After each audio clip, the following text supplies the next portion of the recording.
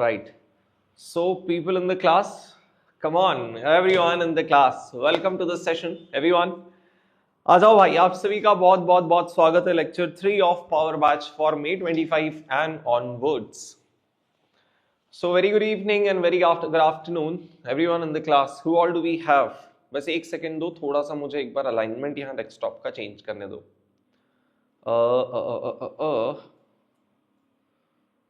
तो भाई साहब we have in the class today. भाई सबसे पहले तो बता दो, इज एवरीथिंग ऑल राइट? बताओ भाई, is everything all right meaning to say not in your life? Is everything all right with respect to the audio and video of this video? Come on. Dhwani, good evening, and Rashi and Satyam and Usha Rani and Pankaj and Nishit and what's your name? ना ग्रमन, how should you take your name? Yukta, Seema, Fazal, okay, बढ़िया भाई. तो बताओ, सब set है क्या? सब सेट है पीपल? और लाइफ के क्या हाल है? लाइफ में सब सेट है? तो कैसा लग रहा है आपको इस पावर बैच का पार्ट बनने के बाद? Now it is day 3 of your power batch. How do you feel? You feel good, you feel bad, you feel burden, you feel sorted? What do you feel? मतलब अभी डर वर का क्या status है? डर लग रहा है एएफएम को लेकर? देखो, पहले डर लग सकता था यार कैसे मैनेज करेंगे सब्जेक्ट, कुछ आता नहीं है ऐसा ऐसा. अब ये डर लग सकता है यार इतना सारा कंटेंट है सर, क्लास में इतना सारा कवर कर रहे हैं और होमवर्क भी दे रहे हैं, तो कैसे करेंगे? तो बताओ भाई. पंकज, मैंने आपको यूट्यूब टेलीग्राम चैनल पर एक मैसेज किया था कि आज क्लास 15 मिनट्स लेट स्टार्ट होगी, which is why. Okay, which is why. तो मेरे को थोड़ा सा लाइफ अपडेट दो ना एवरीवन.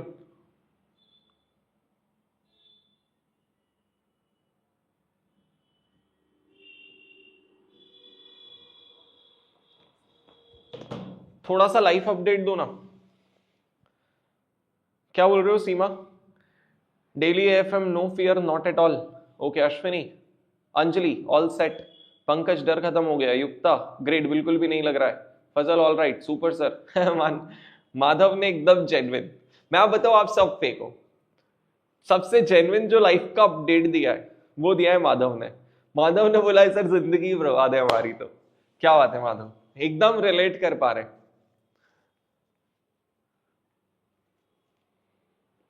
एएफएम के क्वेश्चन की इंग्लिश से फियर है सर. अजय, अपन देखते हैं ना उसको. एएफएम के इंग्लिश को इतना खोल के रख देंगे ना कि आपको हम सब चीज क्लियर हो जाएगी. तो बढ़िया. एक बात बताओ, अगर हमें एएफएम के सब्जेक्ट में एग्जम्पशन लानी हो, राइट, या फिर 70+ अगर लाकर दिखाने हो, तो हमें उसके लिए क्या क्या करना पड़ेगा? आप एक बार लिस्ट आउट करो ना इस YouTube की ही चैट में. पीपल इन द क्लास, एक बात बताओ, अगर हमें 70+ लाकर दिखाने हो तो what do you think we all need to make sure? अपना अपना जल्दी से इनपुट दो. सबसे इंपॉर्टेंट 3 चीजें बता दो कि सर अगर ये चीजें कर ली तो हमने 70+ आ जाएंगे. बताओ एक बार बताओ कैसे आ सकते हैं. एक बार समझे तो सही कि आपके दिमाग में क्या प्लान है टू स्कोर 70+, और फिर हम आगे की बात करेंगे. पीपल,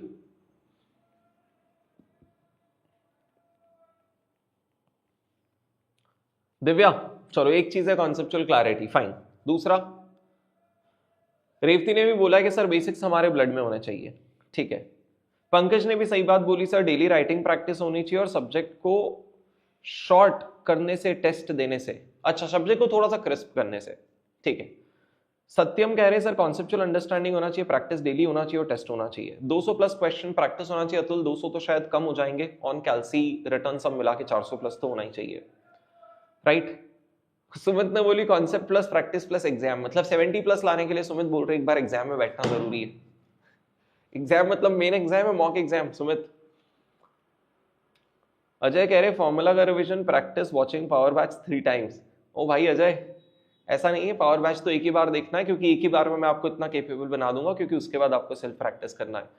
धर्मा कह रहे हैं प्रैक्टिस प्रैक्टिस एंड प्रैक्टिस. धर्मा, एक बात बताऊं, सिर्फ प्रैक्टिस वो लोग करते हैं जो रिपीटेड मोड में होते हैं, है ना, मतलब आपका लॉजिक सही है, practice practice practice, provided every time you practice, you don't practice sums, you practice your thoughts. There's a difference between practicing a number and practicing a thought. What you have to actually practice is the thought, that if we are doing this in a particular question, why is that, and if we are not doing in that question, why is that. अगर आप practice thoughts कर पाओगे, हाँ sir इस point पे खड़े हैं, यहाँ से फ्यूचर में देखेंगे तो सेम ग्रोथ है, मतलब टर्मिनल वैल्यू यहाँ होगा, सिंस पे आउट चेंज नहीं हुआ इसलिए ऑल्टरनेटिव 1 लगाएंगे, ये सारे थॉट्स अगर आप प्रैक्टिस कर पा रहे हो देन इट विल वर्क. हाँ, प्रत्येक solving each and every question, ठीक है, cool. Attend class dedicatedly, Nishad perfect. Daily concept revision perfect. Question solving perfect. Mock test, Nishad आपका थोड़ा कॉम्प्रिहेंसिव लग रहा है. अंजलि कह रहे हैं हम लैग कर रहे हैं. Is it everyone? तो देखो एक मैं एक बात बताऊं, ज्ञान तो हम सब में बहुत सारा है ना. अरे Vijay, lost more than 5 attempts due to AFM. अब तो स्कोप ही नहीं है. ऐसी मेहनत करना है ना विजय कि जिस सब्जेक्ट की वजह से हम लोग रुक रहे थे ना, वो हमारा सबसे स्कोरिंग सब्जेक्ट बनेगा, और दूसरे सब्जेक्ट्स का भी एग्रीगेटेड सब्जेक्ट को हम लोग बनाकर चलेंगे. मतलब ये एग्रीगेट दूसरे सब्जेक्ट्स का भी आपका, ये सब्जेक्ट दूसरों का भी आपका एग्रीगेट बनाएगा. तो देखो भाई, एक बार कुछ चीज समझ लो. आप सब अगर 70+ स्कोर करना चाह रहे हैं तो सिर्फ 5 मिनट का टाइम देंगे जिसमें हम ये चीजें डिस्कस करेंगे कि आपको क्या क्या करना है. पहला, अगर आप हर दिन क्लास अटेंड कर रहे हो तो हमारा ये इंश्योर हो जाएगा कि आप तक कंटेंट पहुंच तो गया है, पहली चीज. दूसरा, सही सेट ऑफ बुक्स होना बहुत जरूरी है, तो आप लोगों को उस चीज पे वरी करने की जरूरत नहीं है. जो आउटनोट्स आप रेफर कर रहे हो वो सेम है जो रेगुलर बैच स्टूडेंट की होती है, और आउट स्कैनर भी. मतलब आपकी बुक कंप्लीट है, कॉम्प्रिहेंसिव है, स्ट्रक्चर्ड है, बहुत सही तरीके से फॉर्मेटेड है, सही तरीके से प्रेजेंटेड है. अब आपको उस पर वरी नहीं करना, वो सारा वरी मैंने कर लिया और आप तक बुक्स पहुंच गई. डन. तो ठीक है भाई, लेक्चर रोज अटेंड कर रहे हो, सही बुक रेफर कर रहे हो.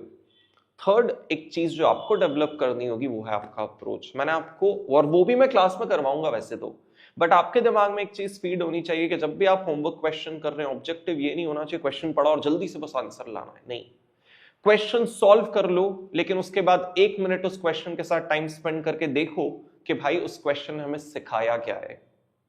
उस क्वेश्चन में हमने अगर कोई फॉर्मूला लगाया तो वो क्यों लगाया, वो क्या डेटा दिया था जिससे हमने आइडेंटिफाई किया है people in the class, right. उस क्वेश्चन ने हमें क्या सिखाया, ये बात आप समझ जाओगे तो आप नए क्वेश्चन करने के केपेबल बनोगे.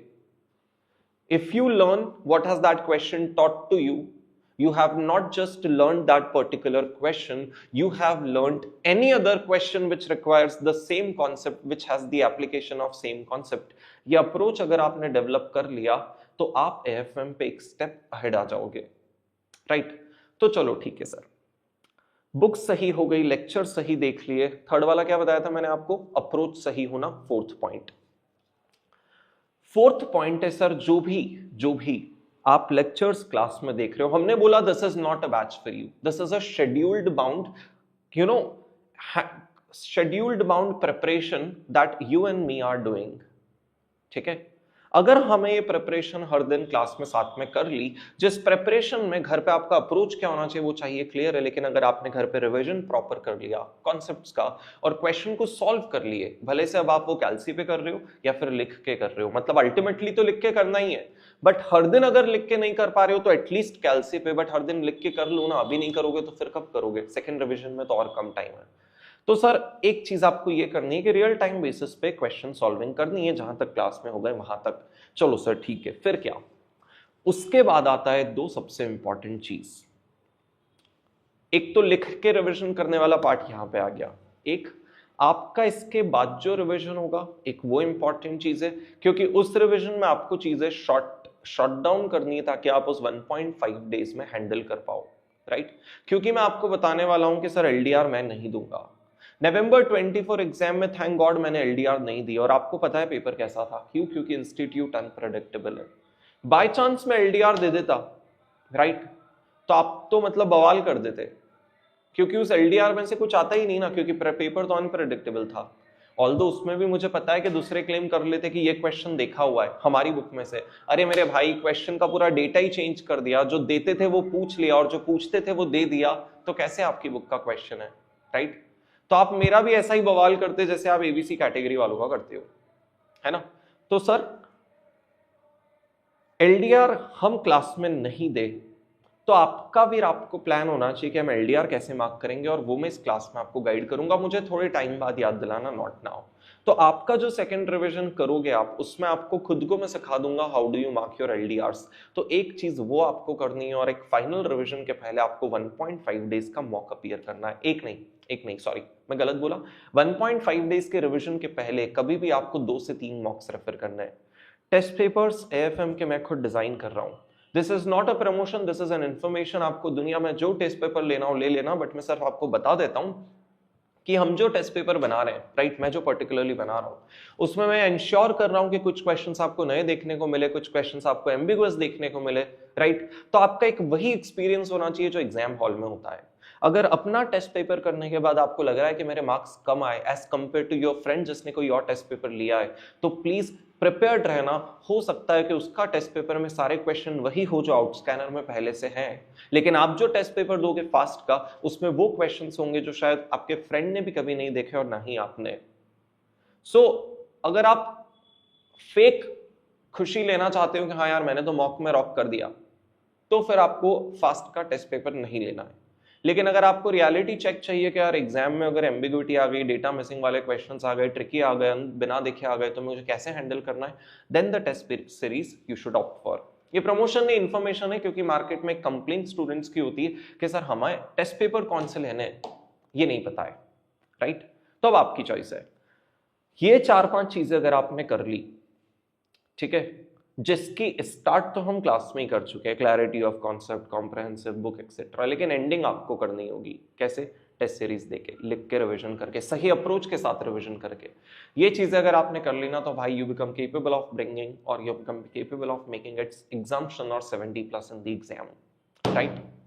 और 70+ के लिए जो भी एफर्ट्स लगाने होंगे वो आप और मैं मिलके लगाएंगे, क्योंकि भाई इस अटेम्प्ट में इतनी मेहनत करेंगे कि अगला अटेम्प्ट हमें इस ग्रुप के लिए तो देना ही ना पड़ेगा।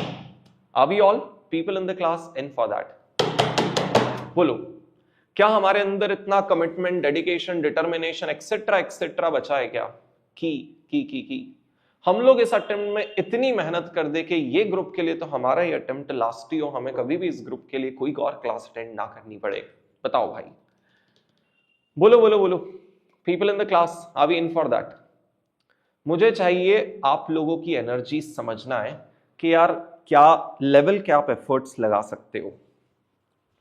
बोलो भाई, है क्या मन इतने लेवल के एफर्ट्स लगाने का, या फिर नहीं सर बस ऐसे ही टाइम पास करने आ गए इस बैच में?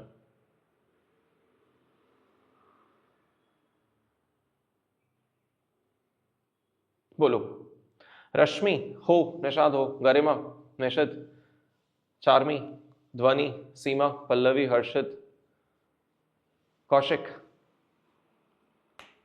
है ना। तो भाई इस अटेम्प्ट में अपने को अपना बवाल मचाना है, वन साइडेड एफर्ट्स लगाने हैं। मेरी साइड से अगर कोई कमी आपको दिख जाए कि सर आप ये कर सकते थे इस बैच में और आपने नहीं किया, तो आप मुझे बता देना। I am ready to accept it and most probably I will be ready to rectify it if possible, है ना। लेकिन आप अपनी साइड से कमी मत रखना, क्योंकि मैं आपको पहले ही बता चुका हूं कि इस बैच के लिए आपने जो पैसा दिया है ना, वो सबसे लीस्ट चीज थी जो आपने पे की। उससे बहुत ज्यादा इंपॉर्टेंट चीज आप टाइम और एफर्ट्स पे कर रहे हो, और उन सबसे बहुत ज्यादा बड़ा चीज आप उस रिटर्न में ले पा रहे हो, that knowledge, that content, that clarity, that everything. Perfect. तो आ जाओ भाई, आ जाओ आ जाओ आ जाओ आ जाओ। तो आज के लेक्चर की शुरुआत हम लोग कर रहे हैं सर, हम लोग डिस्कशन करेंगे हमारा, मेरा स्क्रीन शेयर्ड है ना, परफेक्ट। तो अपने को जाना पड़ेगा वापस to the out notes, right. एकदम वन लाइनर कल की चीजों को रिकलेक्ट कर लेते हैं। कल के लेक्चर में हमने ये पढ़ा कि सर अगर वेरिएबल ग्रोथ मॉडल लगाना है तो हम लोग ऑल्टरनेटिव 1 लगा सकते हैं। मतलब you have to figure out at the end of which point if you stand and look at the future you have only one single growth rate till forever, till infinity, वहां आप terminal value लगा दो। ये alternative 1 था, right. और अगर alternative 2 लगाना है तो उसके 1 साल पहले आकर टर्मिनल वैल्यू लगा दो। रिकलेक्ट करने वाली बात यह है कि भाई जब भी आप टर्मिनल वैल्यू लगाओगे उसके बाद वाला डिविडेंड यूज करोगे in the Gordon's formula.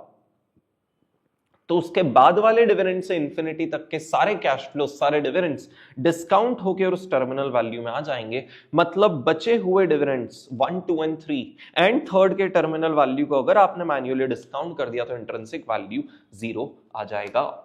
Yes, perfect. Sir decision ultimately ये सीखा था कि sir how do you figure out if you have to apply terminal alternative 1 और 2। तो अगर एग्जामिनर बोल रहा है कि फ्यूचर ईयर में आपका पे आउट चेंज हो रहा है तो हम लोग अल्टरनेटिव 2 लगाते, अदरवाइज अल्टरनेटिव 1। कल की क्लास में जाते जाते किसी स्टूडेंट ने क्वेश्चन पूछ लिया था कि सर ये लो, कल की क्लास में जाते जाते किसी स्टूडेंट ने क्वेश्चन पूछ लिया था कि सर हमने जस्ट अभी जो क्वेश्चन सॉल्व किया है, कौन सा वाला 18th क्वेश्चन, सर इसमें भी तो चेंज हो रहा है पे आउट रेशियो। शायद गरिमा आपने पूछा, I am not sure. Class में कोई गरिमा है क्या? Hello everyone in the class. Garima शायद आपने पूछा था, आई एम नॉट श्योर। तो मैं आपको बता देता हूं गरिमा, ये ग्रोथ रेट चेंज हुआ है, पे आउट चेंज नहीं हुआ है। तो हमें पे आउट के ऊपर फोकस करना है to decide between alternative 1 and 2 and not growth rate. Sir अब आगे डिस्कशन करेंगे हमारा question number 19th and question number 20th का, right. Question number 19th easy question है, आप लोग करेंगे होमवर्क में, लेकिन 19th क्वेश्चन में एक एम्बिग्विटी है, वो मैं आपको एक्सप्लेन करना चाह रहा हूं। और जब तक सिर्फ मुझे चैट बॉक्स में 1 मिनट एक चीज देख लेने दीजिए। सर क्या बोल रहे हो गरिमा? टेस्ट प्राइस, नॉमिनल प्राइस पर टेस्ट पेपर ऑनलाइन मोड में रख लो फॉर ऑल। गरिमा चलो उस पर फिगर आउट करेंगे, है ना, क्या कर सकते हैं। अनु कह रहा है I don't know the reason why I got very less marks in MCQ. Good marks, very good marks in MCQ but less in descriptive. Please guide how to present. Anu simple सी बात है, ये जो प्रेजेंटेशन आप class में कर रहे हो ना, बिल्कुल वैसा इंस्टीट्यूट के लिए कर देना। और मैं बताऊं, कोई स्टूडेंट ये गलती नहीं करेगा कि घर पे तो मैं जल्दी जल्दी उड़ा देता हूं, इंस्टीट्यूट को अलग से बेटर प्रेजेंट कर दूंगा। आपकी आदत ही बिल्ड नहीं होगी। घर पे भी वैसे ही प्रैक्टिस करो जैसे एग्जामिनर को करना है, automatically everything will be sorted, correct. तो चलो आ जाओ भाई, 19th क्वेश्चन आप करें में होमवर्क में सिर्फ इसकी एक एम्बिग्विटी है जो मैं बता देता हूं, राइट। इंस्टीट्यूट बोल रहा है कि भाई 4 सालों तक मेरी ग्रोथ रेट 20% होगी, फिर वो ग्रोथ रेट ग्रेजुअली कम होते होते 16 पे आ जाएगी। इंस्टीट्यूट ने ये नहीं बताया कि कितने सालों में 20 पे आएगी। एम्बिग्विटी इस क्वेश्चन के एक्सप्लेन कर देता हूं क्योंकि बचा हुआ क्वेश्चन इजी है। इसी का एक मॉडिफाइड वर्जन क्लास में करेंगे which is question number 20th, right. 19th question के सिर्फ एम्बिग्विटी सुन लो। सर क्वेश्चन बोल रहा है 4 सालों तक ग्रोथ रेट 20% है, फिर बोल रहे हैं वो ग्रोथ रेट ग्रेजुअली कम होते होते 16 पर आ जाएगी। कितने सालों में वो इंस्टीट्यूट ने नहीं बताया। तो सर आपने फिर कैसे फिगर आउट किया? प्रेजेंट वैल्यू फैक्टर्स की मदद से। हमने बोला सबसे नेचुरल जो अजम्पशन होता है कि 1% एवरी ईयर से अगर डिक्रीज होगी तो 20 के बाद 19 होगी, 17 होगी, 16 होगी एंड सो ऑन। तो हमने बोला eight the end of which year if I stand and look at the future I have a constant growth rate. तो जब आप क्वेश्चन पढ़ेंगे आपको रियलाइज होगा 7th ईयर, मतलब टीवी 7 आएगा। मतलब हमें टोटल 7 ईयर के फैक्टर्स चाहिए जो हमें 7 ही दिए हैं, which is how we figured out that it is 1% every year of growth, decrease in growth, and that's how the ambiguity got resolved. पूरा क्वेश्चन समझाने का कोई इंटेंट ही नहीं है सर, इसका मॉडिफाइड वर्जन हम क्लास में करेंगे, बट 19th क्वेश्चन की एम्बिग्विटी समझा पाया क्या, ताकि आप घर पे प्लीज स्ट्रगल ना करें। इसका डिटेल मैंने यहाँ पे सेल्फ नोट के फॉर्म में नहीं दिया, so I am sorry, but anyways 19th question quick. Everyone in the class आप सेटल्ड हो क्या, ताकि मैं आपको 20th जो मेन क्वेश्चन है उस पर ले जा पाऊं। पब्लिक जवाब दो भाई, जवाब दो। Harshad I don't think power batch में टेस्ट पेपर प्राइस में इंक्लूडेड है। फैसिलिटी है टेस्ट पेपर का, लेकिन आपको अलग से बाय करना पड़ेगा, ठीक है।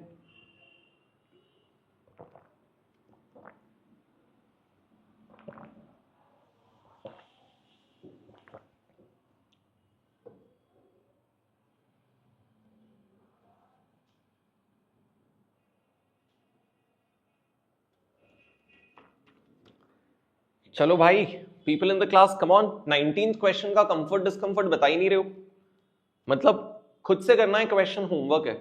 सिर्फ एक सेंस दे दिया कि इसमें एम्बिग्विटी क्या थी। तो एनीवेज अपन लोग 20th क्वेश्चन प्रॉपर्ली डिस्कस कर रहे हैं। Let's everyone be there in the class for question number 20th।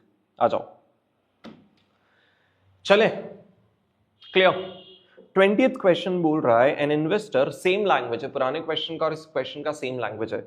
N investor is considering purchasing equity share of Alpha Limited whose current market price is 172.45। ठीक है भाई, share का price आज दिया हुआ है। The company is proposing a dividend of ₹6 for the next year और for the year ending 31st March 24। Sir proposing a dividend आ गया। प्रपोजिंग अ डिविडेंड मतलब हम फर्स्ट ईयर का मतलब आने वाले साल का डिविडेंड एक्सपेक्ट कर रहे हैं ₹6 फॉर 31st March 24। मतलब ये ₹6 का जो डिविडेंड है ये 2024 ईयर का है 31st March। Alpha is expected to grow 20% per annum for the next 4 years। अब सर यहां कंफ्यूजन, पीपल यहां कंफ्यूजन क्रिएट हो गया। क्या कंफ्यूजन क्रिएट हो गया कि सर पहले बोला कि प्रपोजिंग डिविडेंड मतलब हम अगर यहां खड़े हैं, तो ₹6 का जो डिविडेंड है वो फर्स्ट ईयर का डिविडेंड है। ठीक है भाई, D1 है। तो सर बोल रहे हैं उस अगले 4 साल की ग्रोथ 20% है, तो नेक्स्ट 4 ईयर कहां से? 0 ईयर से 1 2 3 4 काउंट करना है या फिर फर्स्ट ईयर से 2 3 4 5 काउंट करना है? 4 ईयर कब से, 1 के बाद से या 0 के बाद से? ये कंफ्यूजन अभी भी प्रिवेल कर रहा है।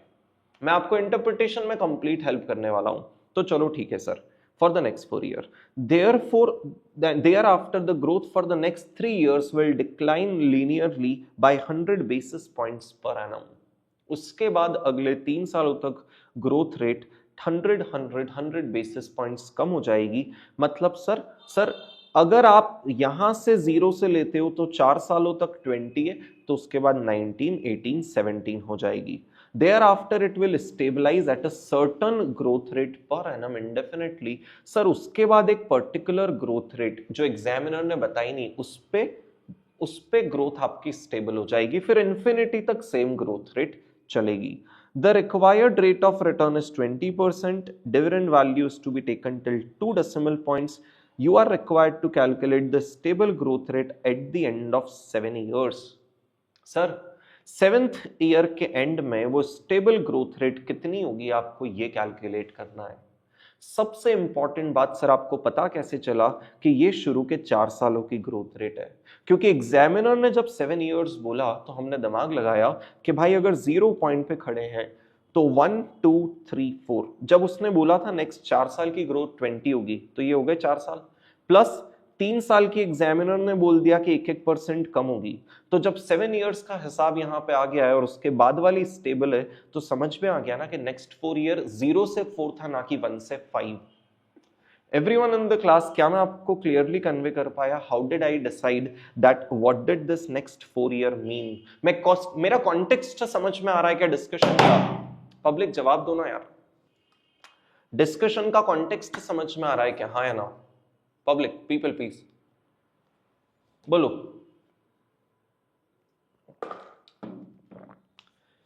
अरे यार बोल रहे हो कि घर आके ही समझाऊं? हेलो, समझ में आया डिस्कशन का कॉन्टेक्स्ट? तो अच्छा एक बात बताओ एवरीवन इन द क्लास, एक बात बताना। सर इसने ग्रोथ पूछा है, अब कॉमन सेंस लगाकर बताइए कि सर इस क्वेश्चन में कोई ग्रोथ कैलकुलेट करने का डायरेक्ट फॉर्मूला दिख रहा है क्या? जैसे retention ratio multiplied by ROE या फिर ऐसा कुछ, या फिर आपको देख के ही समझ में आ गया ये तो रिवर्स कैलकुलेशन वाला कुछ करना पड़ेगा, क्योंकि एग्जामिनर ने शेयर का प्राइस दे रखा है, उसके डिविडेंड और उसकी ग्रोथ दे रखी है, सर उसको डिस्काउंट करने का रेट दे रखा है और उससे आने वाली शेयर प्राइस दे रखी है। तो did you realize it is a question of reverse calculation? People,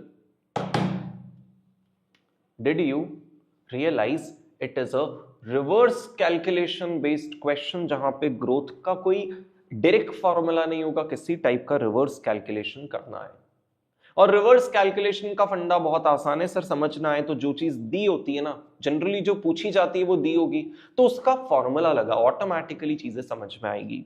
sir मुझे क्या करना है? डिस्काउंट करना है, ये सारे डिविडेंड डिस्काउंट करना है अगले 7 सालों के। एंड डू यू रियलाइज यहां पे TV7 आ जाएगा? क्यों sir? Because at the end of 7th year, if I look at the future, I have a constant growth rate forever। तो TV7 के लिए मुझे लगेगा sir D7 into 1 plus G divided by K minus G। ये वाले TV7 को भी मुझे इन सारे डिविडेंड्स के साथ साथ डिस्काउंट करना होगा और उसकी प्रेजेंट वैल्यू है 172.45। आप में से कितने लोगों को मेरी इक्वेशन इमेजिन करने में क्लियर हो गई, जिसमें सर सिर्फ ग्रोथ एक सिंगल नंबर मिसिंग है, बाकी सब आपके सामने है। मेरा आपसे क्वेश्चन है, आप में से कितने लोगों को इक्वेशन इमेजिन हो गई वैल्यूएशन की जिसमें ग्रोथ का नंबर मिसिंग है? पब्लिक जवाब दो, जवाब दो, जवाब दो। क्लियर हो गई ना? तो भाई अगर ये चीज क्लियर हो ही गई है तो एक काम करते हैं ना, एक काम करते हैं ना सर, इसको पुट कर देते हैं। तो अपन एक काम करते हैं सर, पहले है ना कैलकुलेशन करते हैं TV7 का, या फिर पहले एक काम करते हैं सर 7 ईयर के डिविडेंड्स को डिस्काउंट कर लेते हैं क्लियरली, राइट? 4 साल तक 20, फिर 19, 18, 17। कैलसी पे डिविडेंड के नंबर्स रखना स्टार्ट करो। चलो super fast people in the class, super fast. Sir 6 plus 20%, 6 plus 20% is 7.2, plus 20% is 8.64। एक बात ऑब्जर्व की क्या? फर्स्ट ईयर की ग्रोथ रेट होने के बाद है 6, क्योंकि वो प्रपोजिंग है डायरेक्टली फर्स्ट ईयर का है, जिसमें 20% की ग्रोथ रेट इंटीग्रेटेड है। हमें जो फर्दर कैलकुलेट करना है बस वो नेक्स्ट 3 ग्रोथ्स अप्लाई करना है 20% की, राइट? तो आ जाओ ना, आ जाओ ना, चलो एक एक करके चलता है। सर 8.64 प्लस 20% इज 10.368, मतलब 10.37। कैलसी पे रहने दो, प्लस 20% करो, 12.44 आ रहा है मेरा। तो एक बार कंफर्म करो ना इस चीज को, एक सेकेंड। हाँ, 6 प्लस 20% 7.2, प्लस 20% और प्लस 20% 10.37, तो 4 20% हो गए, प्लस 19% करना है, प्लस 19%, तो 12.34 plus 18% on a rounded off basis 14.56 and plus 17% is 17.03। ये अगले 7 सालों के डिविडेंड्स है, राइट? अरे अपन सबने 20% कर दिया, वो 4 सालों के डिविडेंड्स तो आई गए ना 20% के साथ। Hello Usha Rani and Divya, yes Pallavi, यहां आपने सही कैच किया, इट इज 19%। डन। तो सर अगर 7 ईयर के डिविडेंड्स आ गए तो 7 कैश फ्लोस मेरे रेडी है। इन कैश फ्लोस को इवन गिवन डिस्काउंटिंग फैक्टर से डिस्काउंट करे और डिविडेंड्स का तो प्रेजेंट वैल्यू एटलीस्ट फाइंड करो। तो चलो भाई अपने अपने कैलसीज की ताकत दिखाओ, right? Dividend into factor m plus, dividend into factor m plus, dividend into factor m plus, या फिर यहां से भी ले सकते हो, एक ही बात है। मुझे अगले 7 सालों के डिविडेंड्स का प्रेजेंट वैल्यू का आंसर चैट बॉक्स में चाहिए, जितना जल्दी दे सकते हो उतना जल्दी। चलो एवरीवन, पब्लिक जितना जल्दी दे सकते हो उतना जल्दी मुझे अगले 7 सालों के डिविडेंड्स का प्रेजेंट वैल्यू चैट बॉक्स में चाहिए। जाओ भाई अपने कैलसी की स्पीड दिखाओ अब।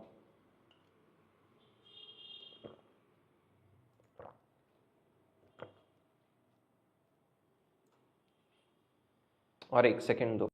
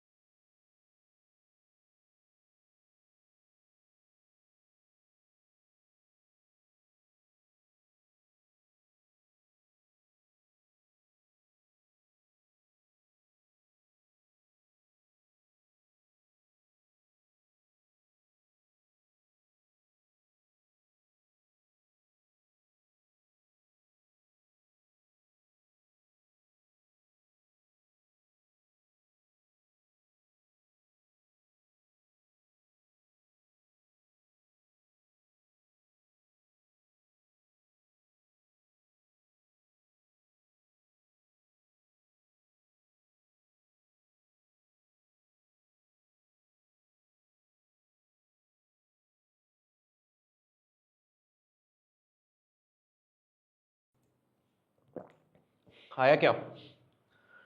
सो क्लास के सभी प्रेजेंट स्टूडेंट्स में से कुछ अराउंड 15-20 लोगों का लाइव आंसर आ चुका है सर 34.59। आपको 2 डेसिमल पॉइंट्स तक सारी चीजों को राउंड ऑफ करना है सर। युक्ता, हर्षित, राशि, धर्मराज, ध्वनि, सोना, mega, Nishat, everyone in the class आपका आंसर आता है 34.59। परफेक्ट, ठीक है सर। मुझे पता है कि मुझे प्रेजेंट वैल्यू ऑफ डिविडेंड्स करना है और present value of terminal value करना है और उन सबका प्रेजेंट वैल्यू 172.45 के बराबर आना चाहिए। पहले टर्मिनल वैल्यू सोचते हैं सर। अगर टीवी 7 कैलकुलेट करना है तो मुझे लगेगा D8, मतलब D7 इंटू 1 प्लस जी। क्या मेरे पास D7 है? हाँ जी। तो सर D7 है 17.03 इंटू आ गया 1 plus g into 1 plus g, ये रहा 17.03 into 1 plus g divided by K minus g, क्योंकि जी तो मेरे पास है ही नहीं। So this people in the class is TV7। उस TV7 को भी 7 ईयर के फैक्टर से मल्टीप्लाई कर देते हैं प्रेजेंट वैल्यू फैक्टर से, ताकि उस टर्मिनल वैल्यू का भी प्रेजेंट वैल्यू आ जाए। सो विच इज 0.2791। अब मुझे पता है सर प्राइस क्या होता है, present value of dividend and present value of terminal value. Present value of dividend कितना है सर? 34.59। कितना कैलकुलेट किए थे आप? 34.59 ना? Someone please confirm. So 34.59 present value of dividends हो गया, plus present value of terminal value हो गया ये वाला number, and this entire is equal to, this is entirely equal to 172 4 point given price. अब इसके पूरी इक्वेशन में आप सभी को दिख रहा है कि सर एक ही नंबर मिसिंग है, ग्रोथ, जो हमें बैक कैलकुलेट करना है। मतलब इक्वेशन तक सेटल्ड हो क्या, इसको सॉल्व कैसे करना है वो एक अलग मैटर है, समझेंगे, बट यहां तक सब लोग सेटल्ड हो क्या? पब्लिक पब्लिक बोलो भाई। सो इस क्वेश्चन, ये क्वेश्चन हमें सिखा रहा है कि सर रिवर्स कैलकुलेट अगर करना हो प्राइस से कोई भी चीज तो कैसे करेंगे। आप उस इक्वेशन में सारी चीजें एक बार रख दो, जो मिसिंग होगा सर वही वो आपको ऑब्वियसली दिख जाएगा और आपको सिर्फ मैथ लगाना होगा। Live people, recorded people, equation तक तो बन गया ना, अब देखो सॉल्व कैसे करें। सर एक तरीका मुझे क्या लग रहा है कि सर एक तो 34.59 को इधर ले जाकर माइनस कर देते हैं, तो 172.45 में से 34.59 माइनस कर देते हैं। दूसरा फिर क्या करते हैं सर, ये 0.2791 इधर मल्टीप्लाई में ना, तो इसके नीचे ले जाकर डिवाइड कर देते हैं। करेक्ट, तो इतना करें क्या आ रहा है। और सर एक और चीज करते हैं, 17.03 इधर मल्टीप्लाई में बचेगा तो उसको भी इधर नीचे ले जाकर डिवाइड करते हैं। तो पूरा सुनना, 172.45 मैं आपको है ना थोड़ा थोड़ा कैलसी पे भी गाइड कर रहा हूं, in order to make you people simply to understand how do you simplify, right. 172.45 लिया, सबसे पहले इधर लाकर इसको माइनस करते हैं, माइनस 34.59 हो गया। चलो ठीक है सर, अब ये तो सॉर्टेड है। अब उसके बाद सर इसको भी इधर ले जाके डिवाइड कर लेते हैं और इसको भी इधर ले जाकर डिवाइड कर लेते हैं। करें sir, divided by 17.03 divide by 0.2791 gives me 29.00, मतलब हमारा आंसर आ रहा है 29 इज इक्वल टू, न्यूमरेटर में है 1 प्लस जी, डिनोमिनेटर में है 0.2 माइनस जी। अब आपको इस सिंप्लीफाइड इक्वेशन को सॉल्व करना है and you will have the answer of G. Everyone अपनी अपनी नोटबुक का यूज करो सर, इस पूरे के पूरे नंबर को इधर लाकर मल्टीप्लाई करो और जी की वैल्यू कैलकुलेट करके मुझे बताओ। Public waiting for your response please.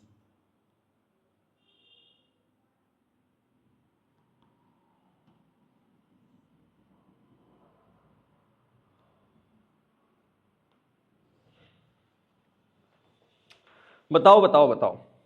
So 29 into 0.2 कितना हो जाता है sir? 5.8। So 5.8 minus 29 G is equal to 1 plus जी।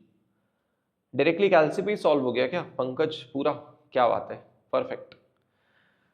राशि 16%, योगेश 16%। तो literally regular people, faster people, आप लोग पूरा के पूरा क्वेश्चंस कैलसी पे सॉल्व करने में प्रो हो, तो आपको पता होना चाहिए इन सब चीजों को कैलसी पे कैसे हैंडल करना है। पल्लवी 16, योगेश, सिद्धि रोज नहीं आ रहे हो ना? अतुल 16, रश्मि एंड रेवती। तो भाई question number 20th gets done in the class, जो एग्जामिनर ने May 23 एग्जाम में पूछा, राइट। क्वेश्चन नंबर 21 हमें देखना है, 22 हमें देखना है, 23 तो शायद करने की जरूरत नहीं है, चलो आ जाओ आ जाओ। Now we are looking for question number 21। Everyone in the class, shall we proceed?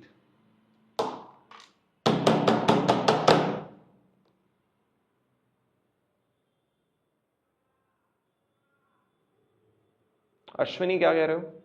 Sir पहले हमने क्यों किया, हम पहले मल्टीप्लाई नहीं कर सकते थे क्या? माइनस क्यों किया? कौन सा वाला माइनस? ये वाला? अश्विनी बॉडमास के रूल के हिसाब से आप एक बात बताओ, यहां कोई ब्रैकेट है क्या कि ये पॉइंट को पहले इधर ले जाके मल्टीप्लाई करो? नहीं। डू यू अग्री सबसे पहले मल्टीप्लाई सॉल्व होता है, मल्टीप्लाई डिवाइड, तो ये तो इसमें अटैच्ड है ना मल्टीप्लाई। बॉडमास का रूल याद करो, अगर इस क्वेश्चन में सबसे पहले मल्टीप्लाई सॉल्व होगा, ब्रैकेट तो है ही नहीं, तो multiply division addition deduction type चीज बची, तो अगर सबसे पहले इसमें मल्टीप्लाई सॉल्व करना जरूरी है, राइट, तो मल्टीप्लाई इसका पार्ट है। अब जब तक साथ में कुछ प्लस है आप इसको डिवाइड नहीं कर सकते हो। समझे क्या मैं क्या कहना चाह रहा हूं?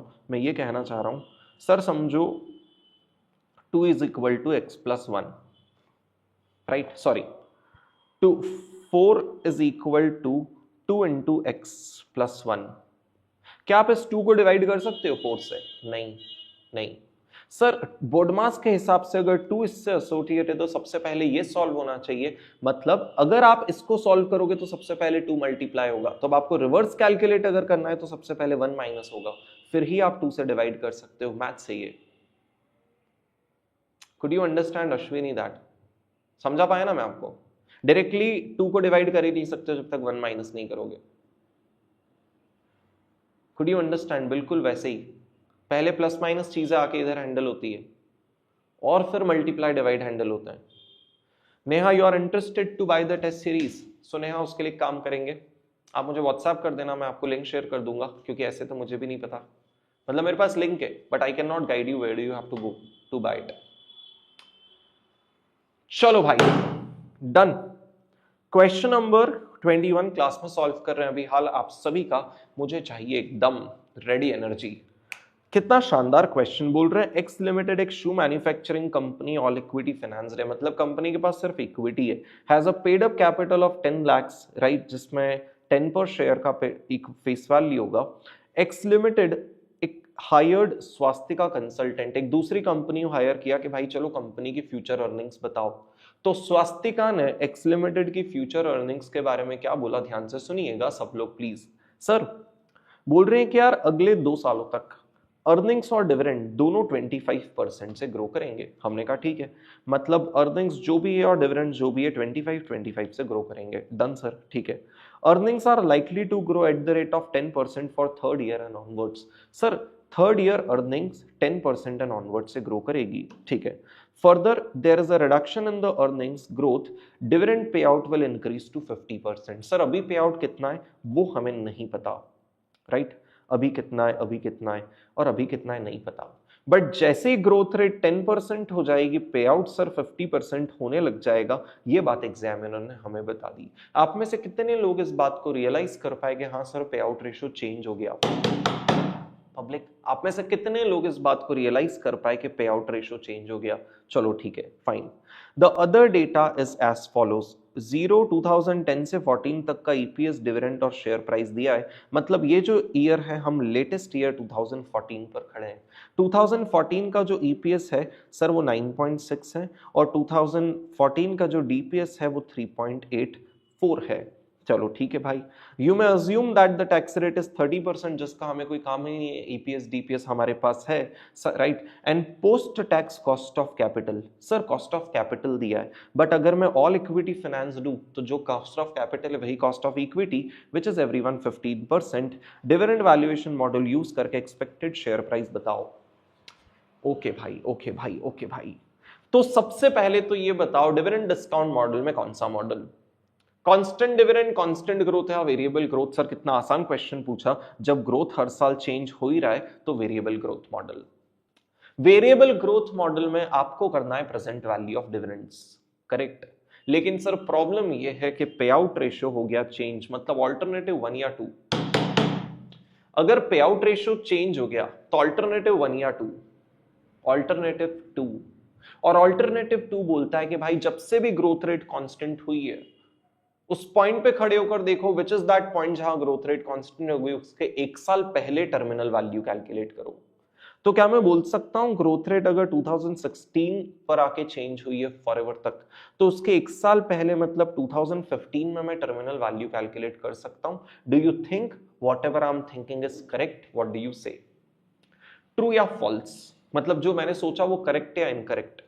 सिंस 2016 से ग्रोथ रेट कांस्टेंट हो रही है तो मैं उसके 1 साल पहले मतलब 2015 पे टर्मिनल वैल्यू कैलकुलेट कर सकता हूं, यस या नो? पीपल जवाब चाहिए, बोलो बोलो बोलो, जल्दी से जवाब चाहिए। क्या ऐसा सोचना सही है, हाँ या ना? फंसा दिया भाई मैंने तो, आप लोगों को फंसा ही दिया एक जाल में। यस, जो जो लोग आंसर यस बोल रहे हैं ना एक बार और सोच लो। और आप है ना अपना लैपटॉप या फिर मोबाइल फोन जिसमें भी आप मेरा लेक्चर देख रहे हो वो लेकर घर वालों के पास चले जाओ प्लीज, ताकि मैं एक इंस्ट्रक्शन देना चाह रहा हूं इस लाइव वीडियो के थ्रू। आपके आसपास जो भी लोग बैठे हैं वो आपके मम्मी पापा हो सकते हैं, अगर आप हॉस्टल में रह रहे हो तो आपके फ्रेंड हो सकते हैं, या फिर आपके सिबलिंग। बोलो बोलो बोलो बोलो, चले गए उनके पास? तो अगर आसपास वालों आप मेरी आवाज सुन पा रहे हो तो प्लीज आपके पास बैठे आपके इस भाई को, फ्रेंड को, बेटे की टपली पे एक बजाओ जोर का। क्यों?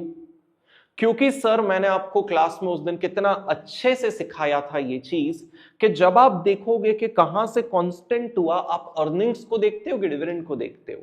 आपको ग्रोथ रेट किसका मैटर करता है भाई साहब? आपको किसका ग्रोथ रेट मैटर करता है? अगर क्लास में 200 बार मैंने बहुत अच्छे से एक चीज बताई है कि आपको डीपीएस डिविडेंड का ग्रोथ रेट मैटर करता है ना कि अर्निंग्स का, तो आप मेरे अर्निंग्स वाली प्लानिंग में फंस कैसे गए यार? पब्लिक पब्लिक, अरे जब growth rate he everyone in the class DPS का मैटर करता है तो अर्निंग्स के हिसाब से आप अपना डिसीजन कैसे ले रहे हो टर्मिनल वैल्यू का? हेलो हेलो हेलो हेलो, जल्दी से अपनी अपनी ईमानदारी से चले जाओ अपने वालों के पास और हो जाए एक टपली पे, ताकि हमेशा आपको याद रहेगा डीपीएस का ग्रोथ रेट मैटर करता है ना, तो सर अर्निंग्स को देखना भी नहीं है। करेक्ट? चलो डिविडेंड पे आ जाओ। तो चलो डिविडेंड पे आ जाओ। सर शुरू के 2 सालों में तो पे आउट रेशियो सेम है, मतलब जो अर्निंग्स का ग्रोथ रेट रहेगा वही डिविडेंड का रहेगा। हाँ जी, तो चलो दोनों को 25% से बढ़ा लो, राइट? सर लेटेस्ट डिविडेंड अगर 3.84 है, लेटेस्ट डिविडेंड अगर 3.84 है, राइट, तो फिर एक बात समझो, अगले 2 साल के डिविडेंड एस्टिमेट करें। हाँ जी सर, डायरेक्टली ग्रोथ ऐड करना है sir. 3.84 plus 25% is 4.8 plus 25% is 4.8 plus 25% is 6। तो चलो अगले 2 साल के सर डिविडेंड्स तो डन है। अब मैं आपको एक चीज बताता हूं सर, यहां का डिविडेंड जो D3 है सर, क्या वो फाइंड करना मेरे लिए पॉसिबल है?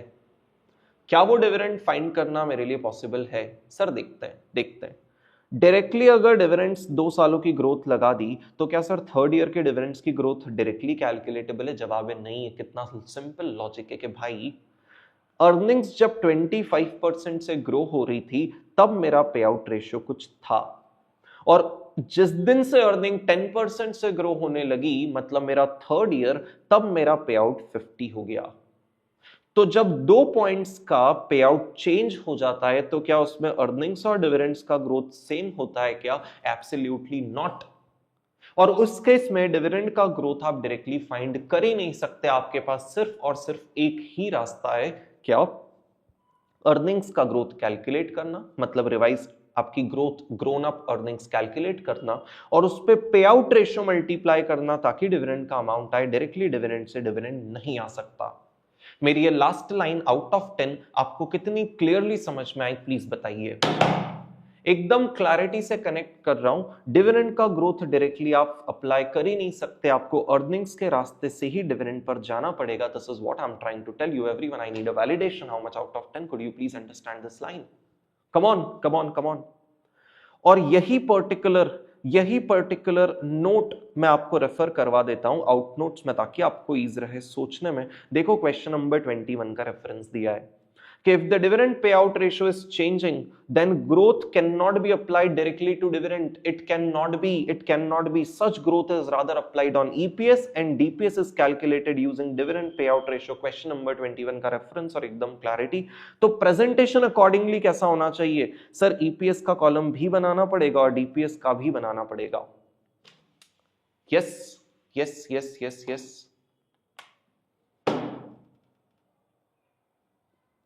बोलो, समझ में आया क्या?